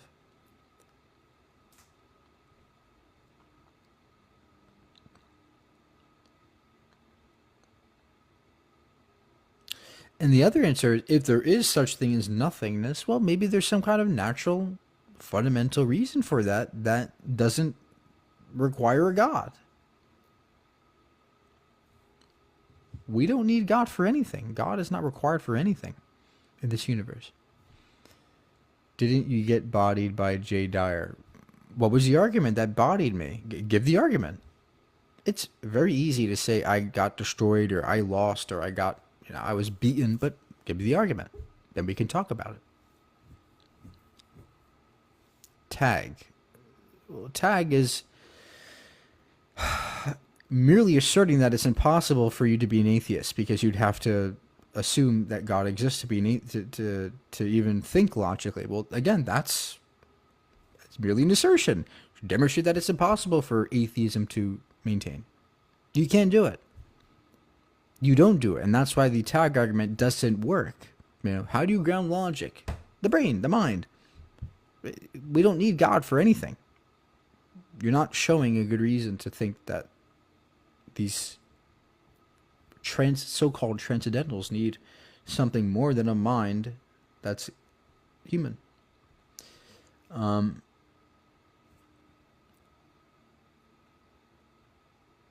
What about blessings? What's that mean? You got cooked by Parker. What was the argument? Look, guys, I've been doing this for years. People tell me all the time I got destroyed. Give the argument. I don't hear the argument often. I always hear I lost. But I rarely hear the argument that made me lose.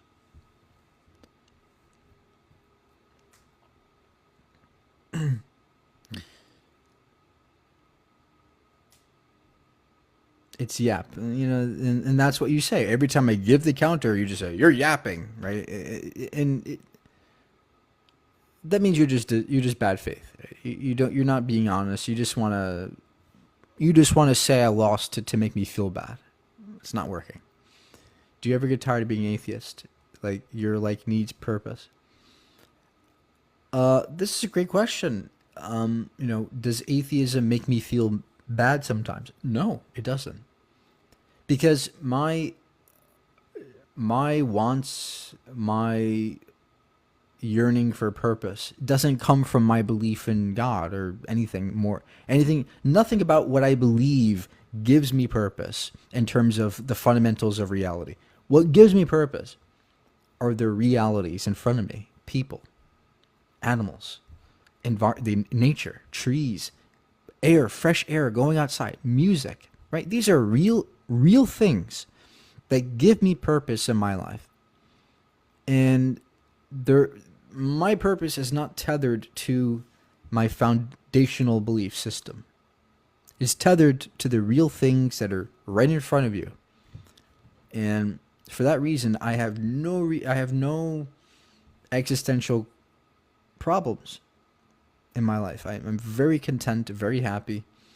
Now, a lot of people often don't have this same kind of guidance. A lot of people often are lost when they become atheists because they do ground their purpose in these beliefs. And they resort to things like spirituality, like tarot card readings, or, the law of attraction, or other kinds of non-religious ideologies that are that kind of make them feel better about their lives. I see that as sad, because to me, when I learn about the real world, when I learn about the history of the earth and the different epochs and eons and periods, and how history and evolution occurred, and how abiogenesis occurred, and how stars go supernova and the Big Bang, when I learn about the real universe and I really learn about it and I dive deep into it, I feel a sense of appreciation that is unmatched by religion. I feel amazing to be alive and very happy to be alive because I've learned a lot about the world. And so, yes, I yearn for that feeling of connection, and I find it in science. The real world is enough. And I don't need to resort to something more than what's in front of me. And that is so powerful. It's powerful to not have to need that kind of extravagant pseudoscientific nonsense to feel good about your problems or your life. I can be very content in my problems by learning about the world around me. Knowledge always makes me feel better and makes me feel more able to tackle my problems. Every time I counter a problem, I learn about the problem. I don't go, bah, bah, bah, God help me, God save me. Let me attract it with my brain. What I say is, what is the problem?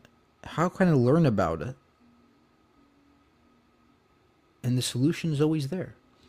The great thing about scientific thinking is that you see a lot of problems, but you also see a lot of solutions. And you often don't see this. You often don't see the solutions with a religious mindset because you're so blinded by the belief that God's there, meddling in everything we do. You're so blinded by that belief that you're not willing to take things as they are, and you're not willing to see what they really are. You're not as willing to really learn about the people you're confronted with. And there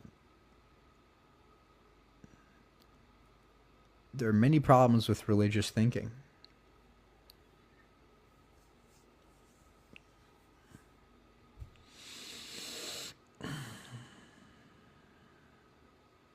Do you think thinking that way could work for everybody? Yes. Look, it's worked. 50,000 years ago, religions were not mainstream. There were no such thing as mainstream religions 50,000 years ago. People worked just fine. Now, there were always superstitions likely about the world, but those still exist today, even with under a secular mindset. So again, religion is not needed to be happy. It can work for everybody. However, we're just not today. There's so many people with so many different opinions, and there's very little guidance. That's the problem. The problem isn't that people are stupid. The problem is that we don't have good role models. We don't have good guidance. Everybody's just kind of on their own, and today's kind of guidance is ChatGPT, right? A lot of people are looking up to ChatGPT for guidance. Yeah, social media, yeah. But look, people yearn for that guidance, and for so long we haven't had it And that's why religion kind of took a hold on us, because we just went with it. Yeah, that must be true. It feels better to go into religion. Everybody else is doing it, so why not I? Kind of like a sheep mentality kind of thing. So that's why religion for thousands of years has been very appealing. But now things are being shaken up, and we don't these religions are no longer in our faces as much as they were. They weren't. People think religions are powerful today. Travel 1,000 years ago to the past and be a Roman 1,000 years ago, or 300 years ago. Be a Roman citizen. It was terrible, way worse back then. Religion was forced, and it was deeply intertwined with government. Today, it's way reduced, and a lot of religious people see this as a bad thing, and they'll argue, "Oh, look, we're becoming a more secular world. That's bad because look, people are going into atheism and feeling bad about it, or they'll feel depressed, or they'll feel sad." Well, this isn't a problem about atheism. This is a problem about the people who lack guidance. See, religion offers that guidance. It's just a poor source of it. It's a very poor source of guidance, but it offers something. And that's what atheists don't have. And that's why I think a lot of atheists end up going into these kind of little spiritual, pseudoscientific things. They just lack guidance, right? And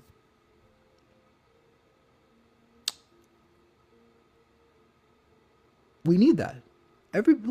There's something about being a human being that yearns for that guidance, and we're deprived of it right now. But the good thing is that we can build one. We can create something, a community in which atheists feel like they connect with others. And we can build that kind of community.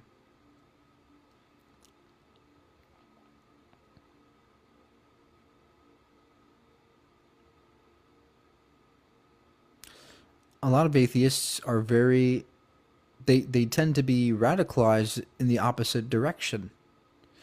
They tend to be extremely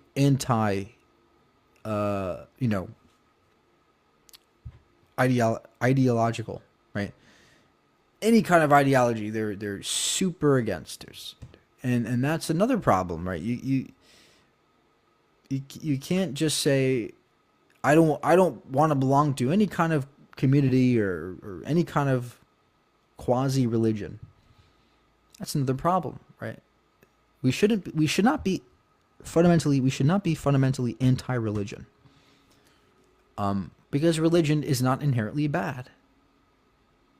It's the wrong beliefs that are wrong. It's bad. It's the false beliefs, the false narratives, the manipulative ideologies that are bad. Not religion inherently. And a lot of atheists are so, they hate religion so much because it treated them so poorly that they're just so unwilling to listen. Unwilling to become a part of another community. So look, there's the problem is twofold. Both sides lack proper guidance, and for me, I think a very good guide would be science. That's why I typically talk about science. It's a very unifying endeavor. Science doesn't just teach you about things. It doesn't just teach you about names of animals. It it is a profound sense of unity. It's a profound sense of belonging to the universe around you. We're star stuff. That's powerful. You know?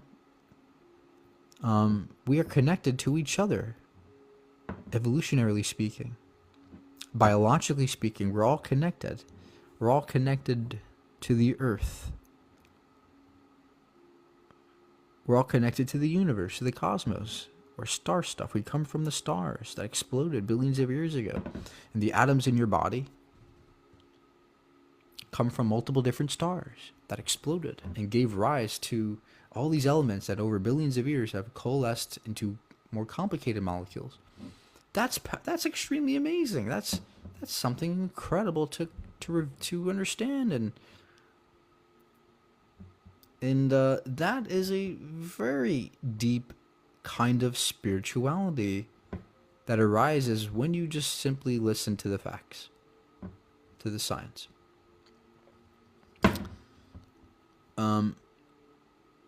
But this kind of thinking isn't exposed. It's not. There's very little exposure to that kind of mentality, right? It's always the negative side, the toxic side of the debate, right? Oh, you're religious, well, you're crazy, you're just in a cult, right? That's,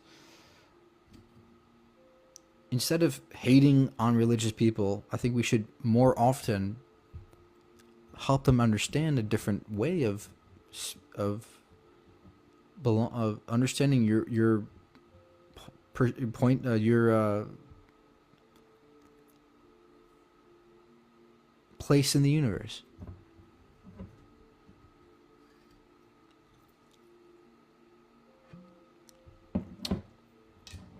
They don't want to understand. I don't agree with you. I don't agree that they don't want to understand. I mean, yeah, maybe on the surface level they don't want to understand. But deep down, I think everybody wants to understand how the world operates. And oftentimes religious people are given a bad taste in their mouth when it comes to atheists. Atheists can be very harsh, or very abrasive. And this is a systemic issue, right? The first thing you do when you see debate about religion, you'll find that the atheist is always, you believe in the fairy tales? That's ridiculous. Almost every single time. What you hear is, religion? That's for crazy people, right? And those kind of critiques, although they might be right, are not optically appealing to the opponent. And it puts them off. It takes them away from that kind of fruitful conversation that should be had, instead of one that's always toxic and always combative and always. And I'm finding that more and more of these kinds of deeper discussions are actually better than pure debates. They actually work very well. And in both sides, I'm critical of. I'm critical of the religious for not listening. I'm also critical for the atheists, critical of the atheists who are extremely abrasive and extremely hateful towards religious. So look,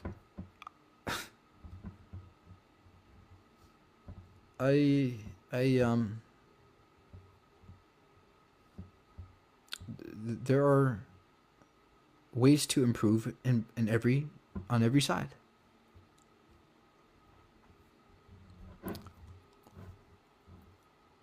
You get too harsh with religion because I'm angry about it. Yeah, no. Look. There are reasons why we're angry, right? There are reasons why atheists typically are angry. It's because they lived in households in which their parents treated them like shit. They lived in households where their parents are very conservative, very restrictive, and they feel like they have been given the shit end of the stick. And they feel like they're missing something, they're deprived of something, and they feel that they've been lied to. of course you're going to be angry, right? So look, there's a psychological issue here fundamentally as well, that people need psychological guidance. It's a very hard, difficult thing to do, to leave religion. It's not easy. So everybody deserves to be guided in the proper way out of religion, and oftentimes they are not guided properly. It's always hate driven or fear driven, or they just want to run away and get away from it. The very always negative reasons for leaving religion is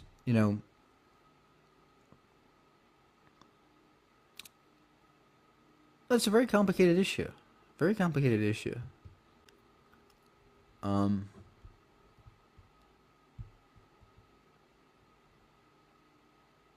Yeah, the trauma is real. Absolutely. So, look, what I'm saying is that people who have undergone trauma in their lives, religious trauma, they often give religious people a bad taste in their mouth. They often optically display themselves in a way that's very not appealing, and stops and prevents fruitful conversations from happening. And that's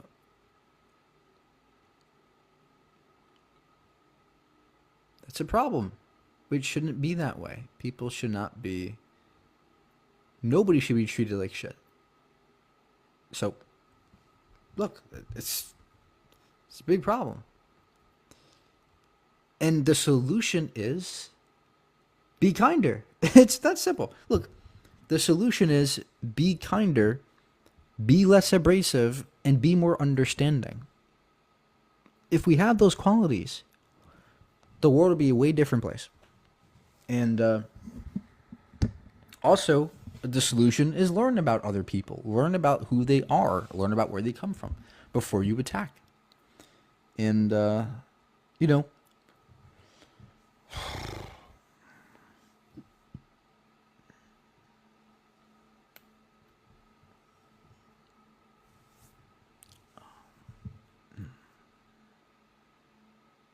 we rarely talk about these things. We rarely talk about this side of the problem. It's always, God ain't real or God is real, but we don't talk about the aftermath, and we don't talk about how we can make it better.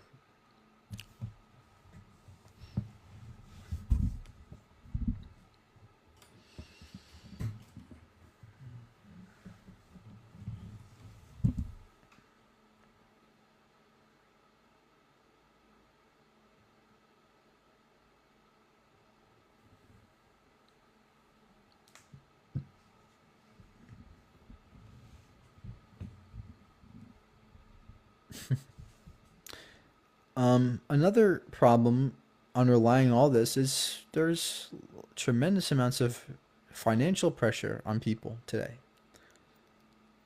A lot of people can't pay their bills. A lot of people are barely getting by, and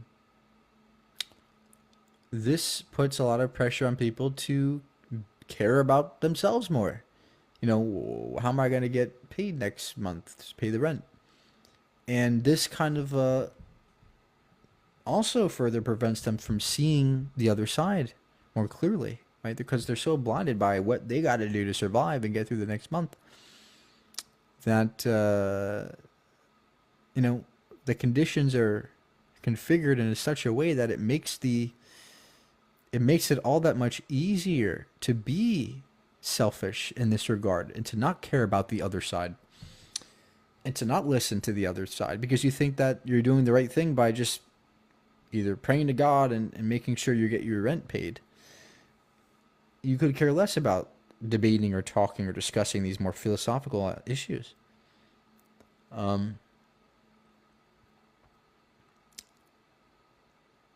So, look, there are many fundamental problems that are just not being addressed. And social media just completely distorts the way these kinds of discussions ought to be. It's always attention based. Right? Who gets the most attention? Who gets the most clicks? Who says the most outrageous thing? That's kind of what now social media has focused on, making people think is the correct way to be. Whoever says the craziest thing is the best. You know, that's not going to last very long until we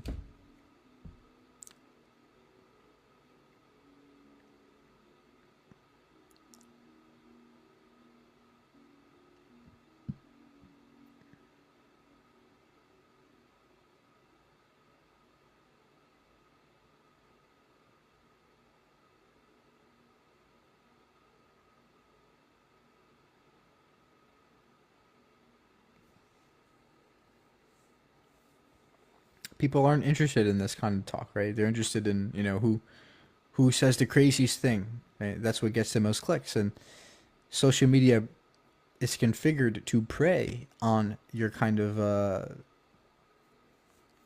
your instinct, your animal instincts to look at what's most crazy, most outrageous.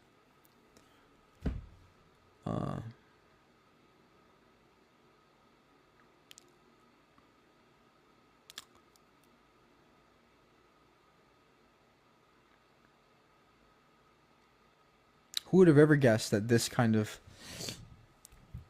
social media would occur this way? Imagine 25, in the year 2000, when the internet was just beginning, who could have imagined that we'd be using it to only filter in the most outrageous things, most brain rotting things, and that it would influence elections. People don't realize this, but the past election was influenced mainly by social media. Young Gen Zers, right, young men especially, are being vastly influenced by social media. That's all they see. They flip through, you gotta be a billionaire, right? You gotta be strong, gotta be masculine. Trump is a great businessman. He's gonna make the economy stronger. Look at all these kinds of narratives that are filtering into our brains. No wonder why people are moving towards the right. It's no wonder why. Because that's all they're being told. That's all they're being talked to about. You better be masculine. You better be rich. Yeah. Everybody's on social media. And that's where our attention is. And it's now influencing elections. And this is why it's more important than ever that we pay attention to what we're consuming. And we pay attention to our fallibility and our ability to be prone to, and our susceptibility to making errors about what we're thinking. In other words, at the most critical point in time where we ought to be more careful about how we think, we're just taking off everything and saying, fuck it, let's just think whatever we want to, whatever the media says. And it's taking us deeper and deeper into this pit of madness.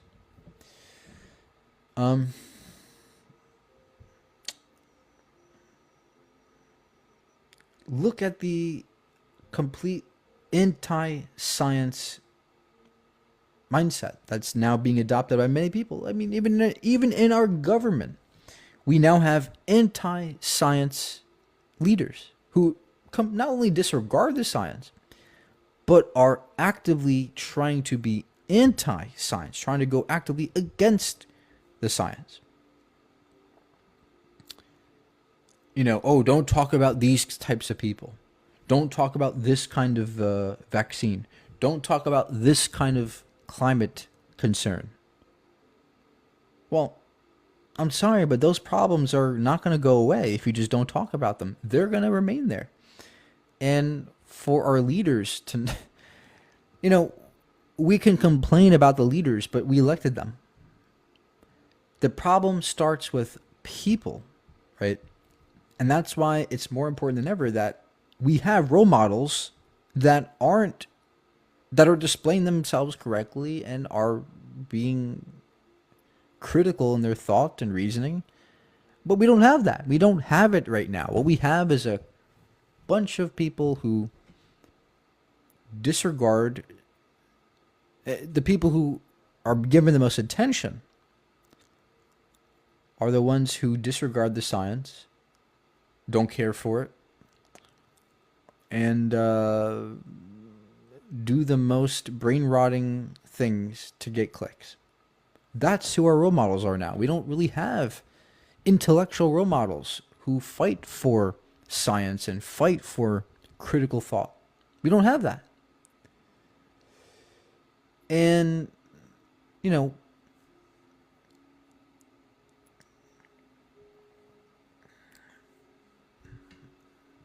don't have any kind of role model on the left, especially,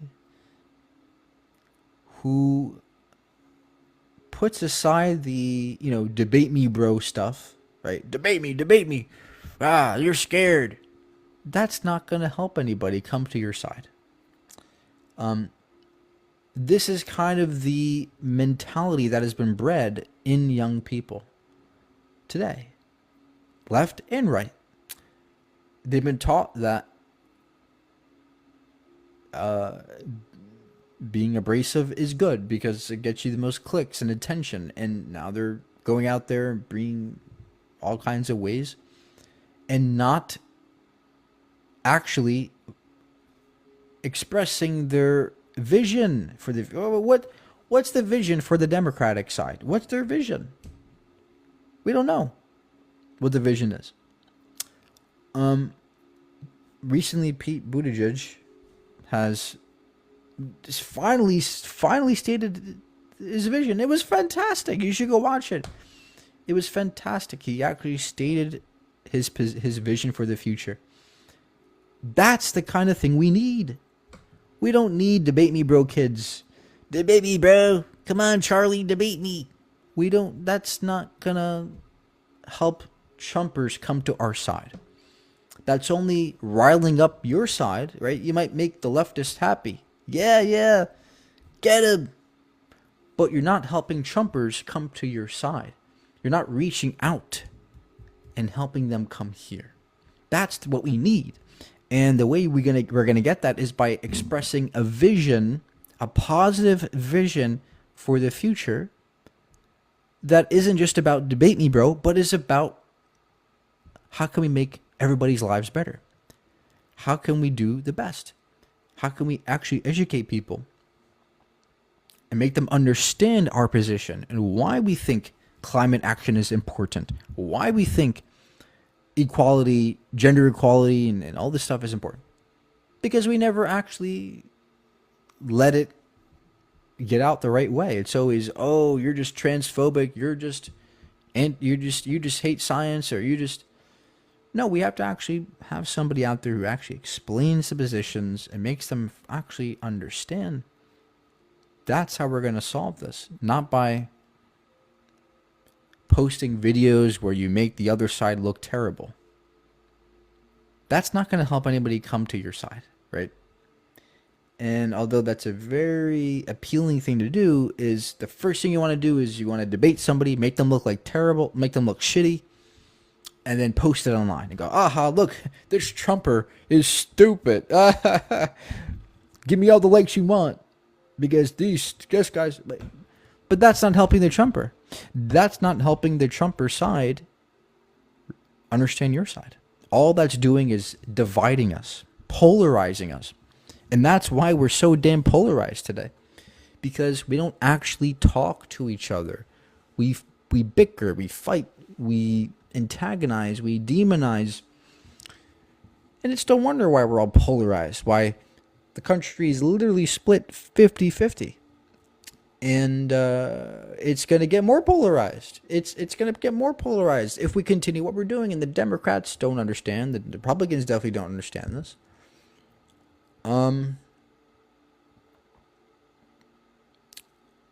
Then we wonder why we're in this position where everybody's polarized.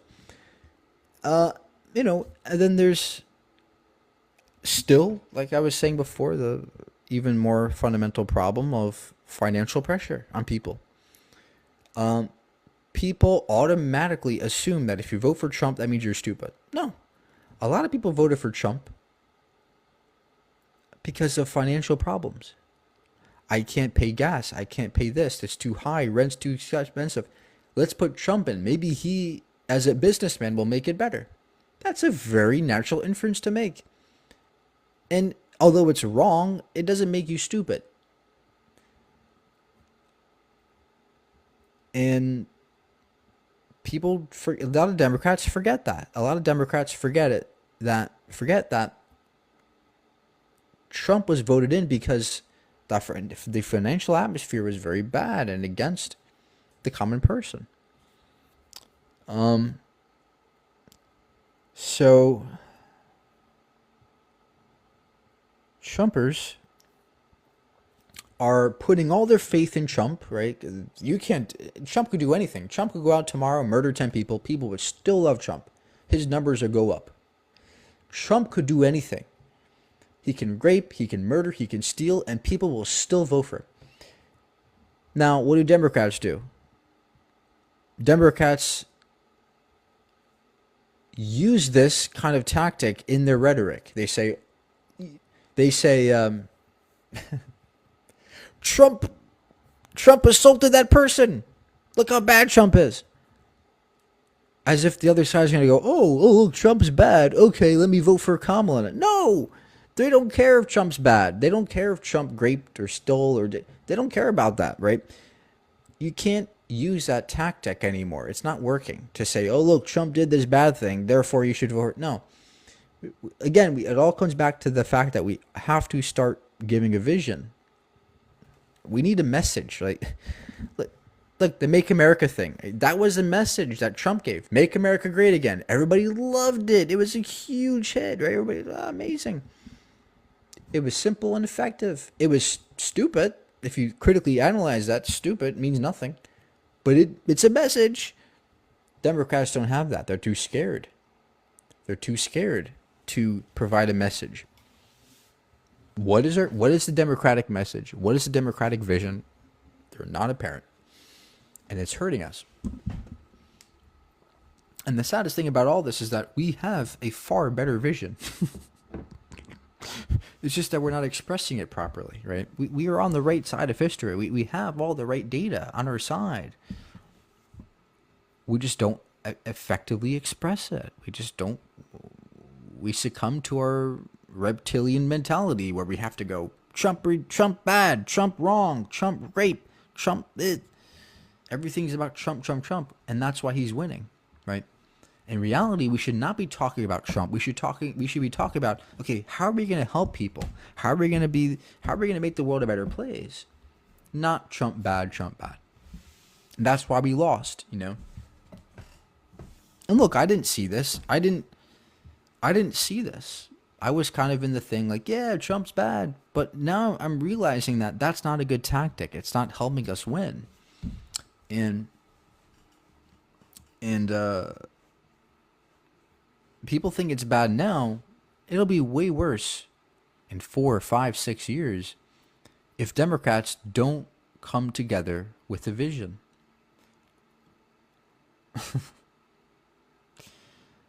It costed us a lot to not have that.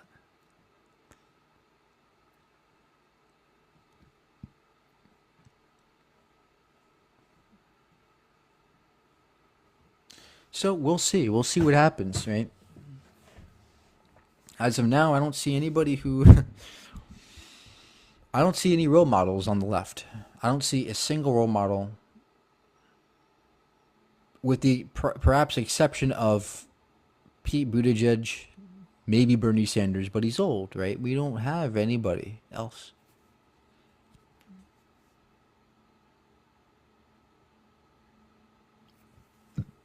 We need somebody. But yeah, anyway, that's all, folks.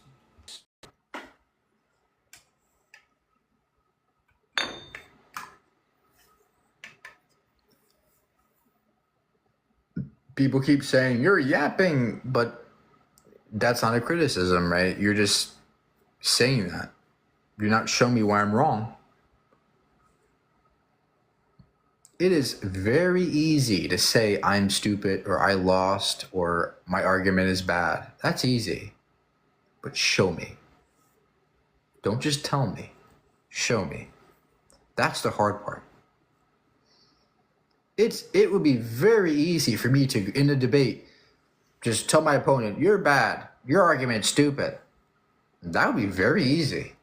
But it's hard to show that they're wrong. It's kind of hard sometimes to do that, right? So, no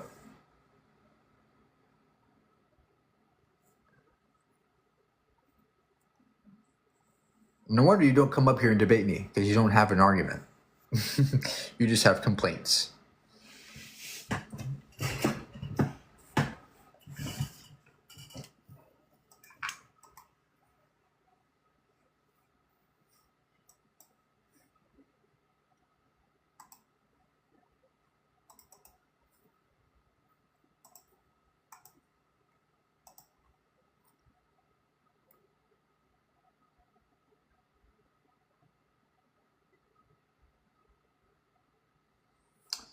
Y'all thought black female was going to be president.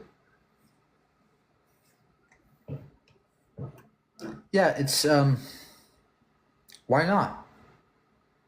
She's vice president, right? Like, she's vice president. Why couldn't she be a president? In fact, she actually was a president for like, I think half a day or something. Biden was somewhere, and Kamala for like a half a day was a president.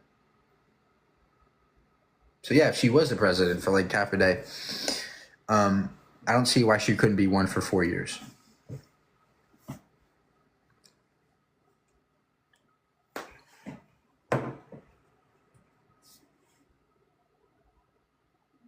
I agree she's cool, but no way in hell.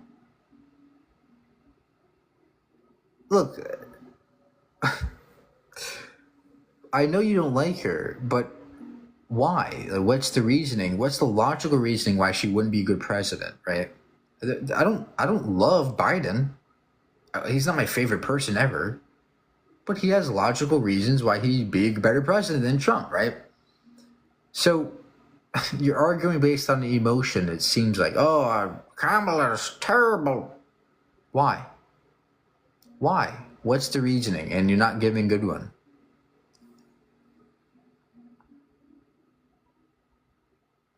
So the left has problems, but the right, if that's your tactic, is far worse, has far more problems. Because you guys don't even have a fucking argument, right? Like, you literally just don't even have an argument. You just have, Trump is going to win. Make America great. Right? You're going to keep saying that till you die, right? Make America great. Make America great. Nothing's happening. We're still in debt. We still have no... Egg prices are still high. Gas is still high. Mortgages are still... Everything's still high, right? You keep saying, make America great. Make America great. You can keep saying that. But nothing's happening.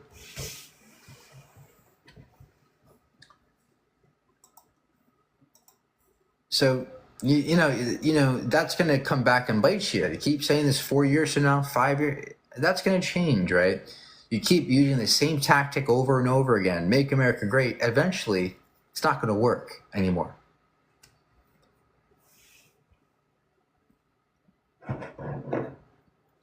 So, y'all got to change too, right? Like, look, all of us have to learn.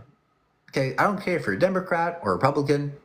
We're all decent people, but we got to learn about each other. We got to learn about the world. We got to learn about finances. We got to learn about science. We got to learn about psychology. You just got to learn, and hopefully that's happening. Hopefully we can learn more about each other. That's all I stand for, right? That's what I stand for on my social media, right? Learn, right? Science is one great way to learn and think.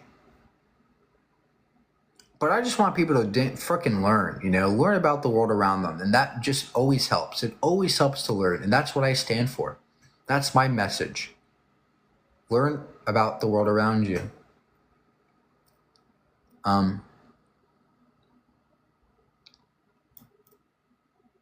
So I'm proud of myself for that. I'm very proud of myself for expressing a good message that has helped a lot of people.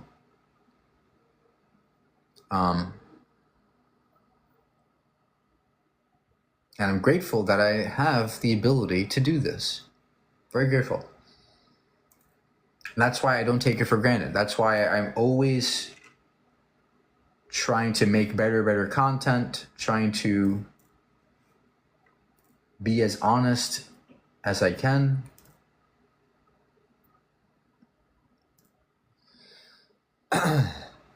Harris lacks a clear vision. Yeah, I mean, I could agree with you somewhat, but so does Trump, right? Look, what's Trump's vision? Like, it's like, he has a message, right? Make America great. But what's the vision? It's not really there, so I agree, both sides are shitty, right? But there are far more reasons why I think Kamala will be a better president. But again, I also don't agree with everything she says either, right? I don't know.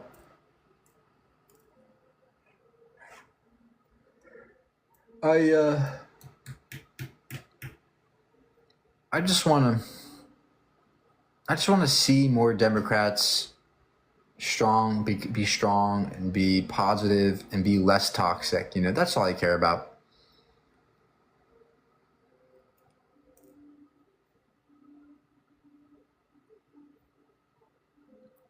He's a man of God.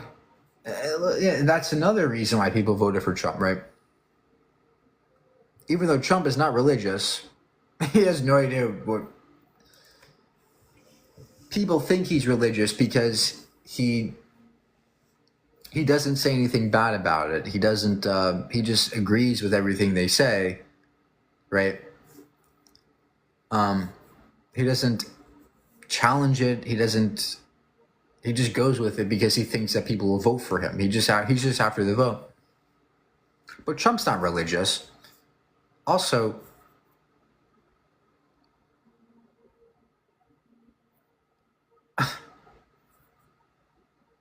you voted for Trump mainly because you think he was going to establish God back into the country, right? Look, a lot of Republicans and Trumpers especially think that the reason why things are shitty is because God has been removed from schools, God has been removed from public discourse, right? And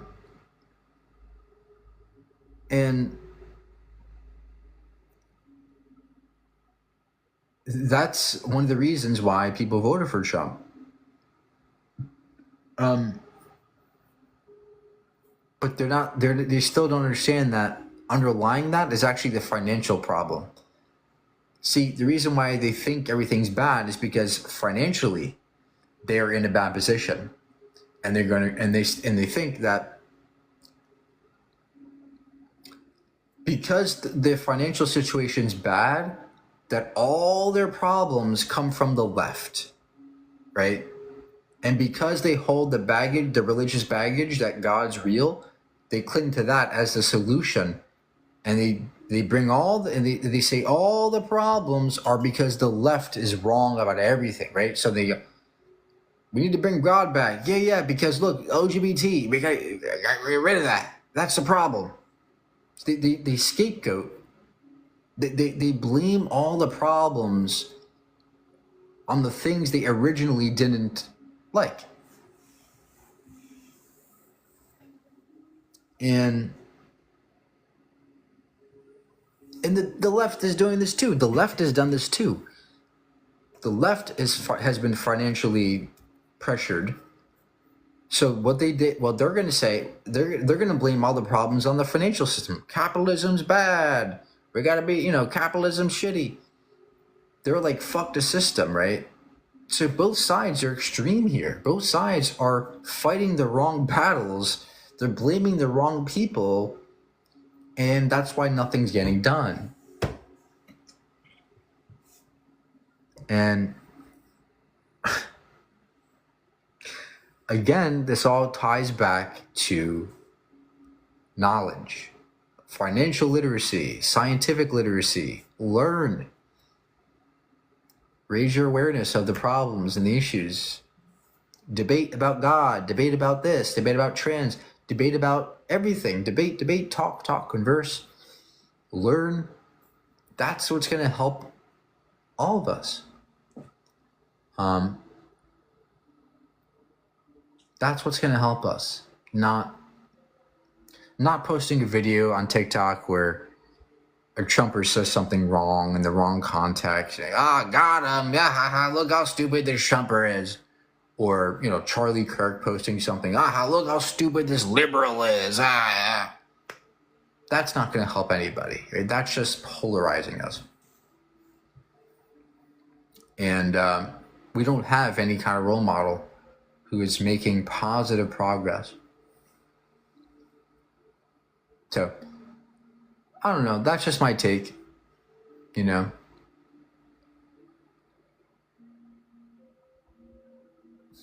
Taxing religion is not going to solve anything. You're fighting the wrong battle, right?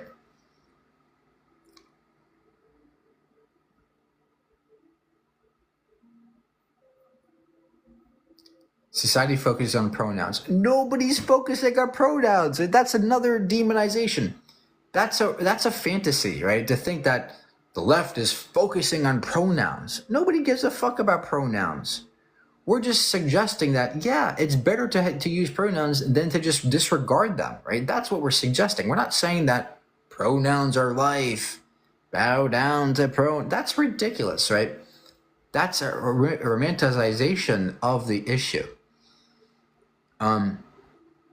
Again, you're blaming the wrong people. You're blaming the trans. You're blaming them. You're blaming the pronouns. You're blaming the green-haired liberals. That's not the problem. The problem is the financial atmosphere is shitty. The rich are taking the money. The rich are winning. And we as people need to become more literate in every regard. Literate in finances and science, in psychology and social, all these different avenues we need to be more literate in, and we're not. We're deliberately brain rotting online all the time, and it's hurting us. That's why I promote science, right? I promote science because it gets people inspired. Wow, we're star stuff. Wow, look at how Earth's history happened. Whoa, look at how this happens. I didn't know that. Let's learn about this, right? It gets you thinking, and that's all I care about. I don't see that happening enough, and that's a problem. We're not thinking as people. It's our problem. It's our fault. It's all of our faults. We're not doing enough to actually learn about each other in the world. We're just stuck on our phones and blaming our problems on other people, right? Or the other side, whatever the opposing side is, it's their fault. No.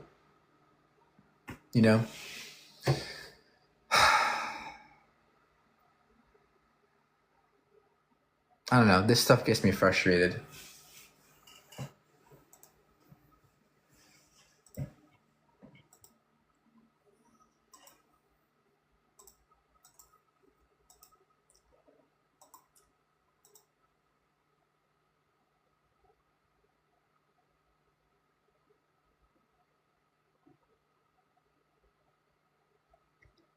So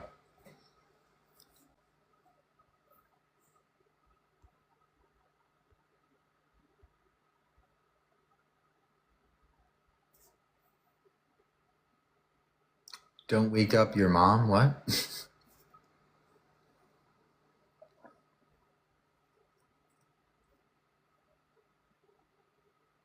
What do you think are some solutions?